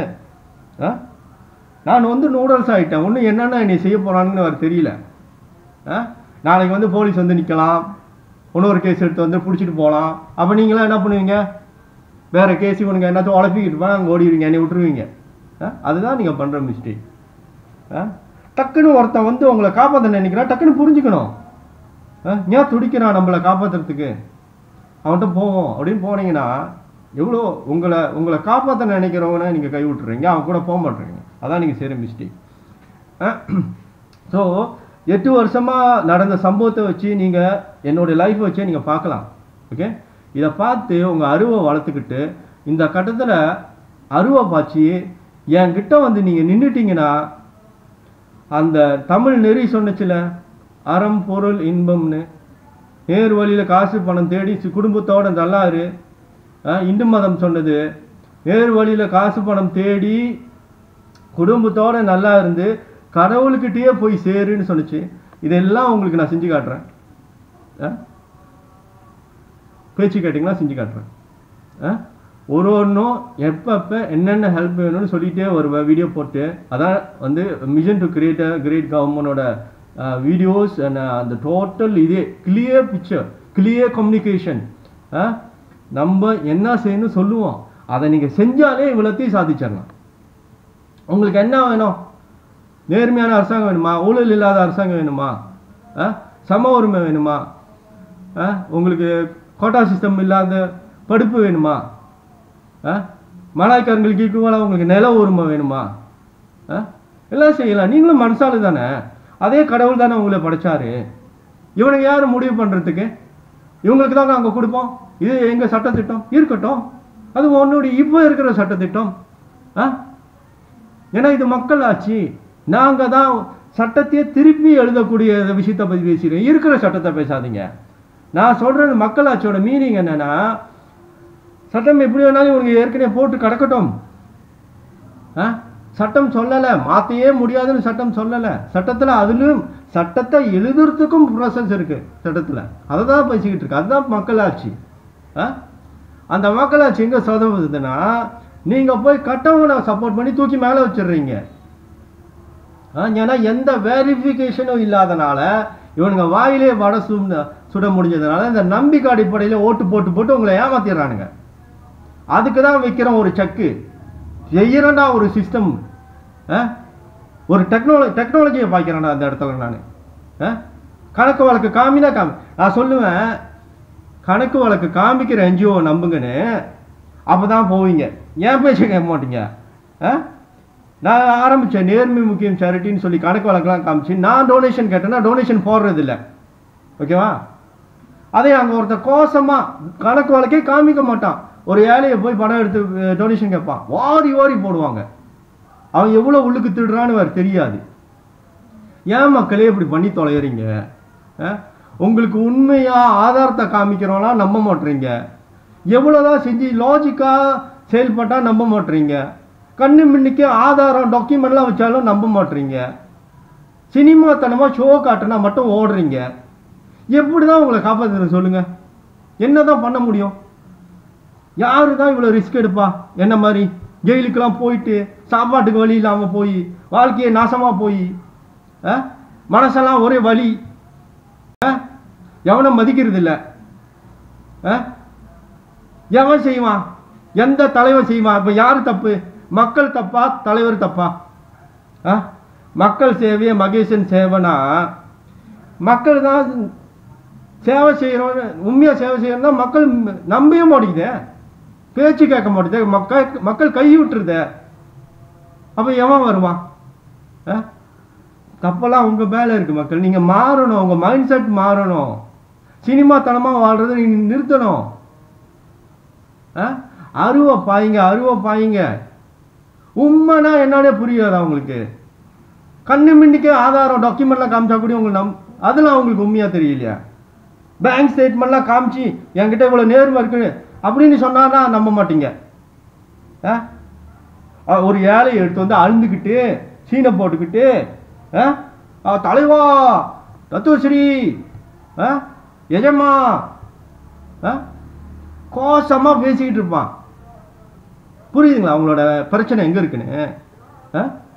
சினிமா தளமாக வாழ்கிறீங்க, அங்கே தான் இவ்வளோ எல்லாமே நாசமாக போயிடுது. உங்களை ஏமாற்றி சுரண்டி திண்டுறானுங்க. உங்களுடைய அந்த அந்த பிஹேவியர், ஏமாந்து போகிற பிஹேவியர், வெளுத்ததெல்லாம் பாலுன்னு நம்புறது, ஆதாரம்லாம் பார்த்தா கண்ணு முடிக்கிறது, டாக்குமெண்ட்லாம் படிக்க சோம்பி, பேங்க் ஸ்டேட்மெண்ட் அதை போய் படிச்சுக்கிட்டு என்னத்தை போய் பார்த்துக்கிட்டு இவன் என்னமோ ரொம்ப லெக்சர் பண்ணிக்கிட்டு இருக்கான், ரொம்ப அறிவுரை சொல்லிக்கிட்டு இருக்கான். அவங்க பாடலாம் எம்ஜிஆர் மாதிரி போயிட்டு இருக்குது, பார்க்க ஜோக்காக இருக்குது படம். சினிமா படம் மாதிரி ஒரு எம்ஜிஆர் படம் உட்காந்து பார்க்குற மாதிரி பார்க்குறீங்க. எஜமா காலடி மண் எடுத்து நெத்தியில் பூசிக்கிங்க. முட்டாள்தனம், எல்லாம் முட்டாள்தனம். சாவறதா இருக்கு உங்களை காப்பாத்துறதுக்கு. நாங்களாம் சாவறது, கஷ்டப்பட்டு சாவறதா இருக்கு. ஜெயிலுக்கு போய்கிட்டு செய்யாத தப்புக்கெல்லாம் ஜெயிலுக்கு போய்கிட்டு அரசாங்கம்லாம் கெத்தா இருப்பானுங்க. அவனுக்கு கூட போடுற அல்ல கைங்க எல்லாம் கெத்தா இருப்பானுங்க. உங்களுக்காக சேவை செய்ய வந்த நாங்கள் சாவணும், ஜெயிலுக்கு போனோம் செய்யாத தப்புக்கெல்லாம். பிச்சை எடுத்து சாப்பிட்றான் நாயின்னு சொல்லுவானுங்க என்ஜிஓ. மனசு எப்படி வலிக்கும் தெரியுமா? உங்களுக்காக நம்ம வாழ்க்கையை வீணாக்கிட்டு இருப்போம். ஆனால் வாழ்க்கையோட கொள்கை சுயநலமாக வாழக்கூடாது, இந்த மக்களை கை விடக்கூடாது, எல்லாரும் நல்லா இருக்கணும் அப்படின்னு நினைக்கிற கொள்கை. ஏன்னா கடைசியில் கடவுளுக்கு தான் நம்ம பதில் சொல்ல போகிறோம். இந்த ஆன்மீகவாதியாக பார்க்குறப்ப இந்த வாழ்க்கை ஒரு பொய் மாயை. ஆன்மீகவாதிகளுக்கு தெரியும். நீங்கள் சிரிப்பீங்க, வாழ தெரியாமல் வாழ்கிறான், பொழைக்க தெரியாதவன் விடுவீங்க.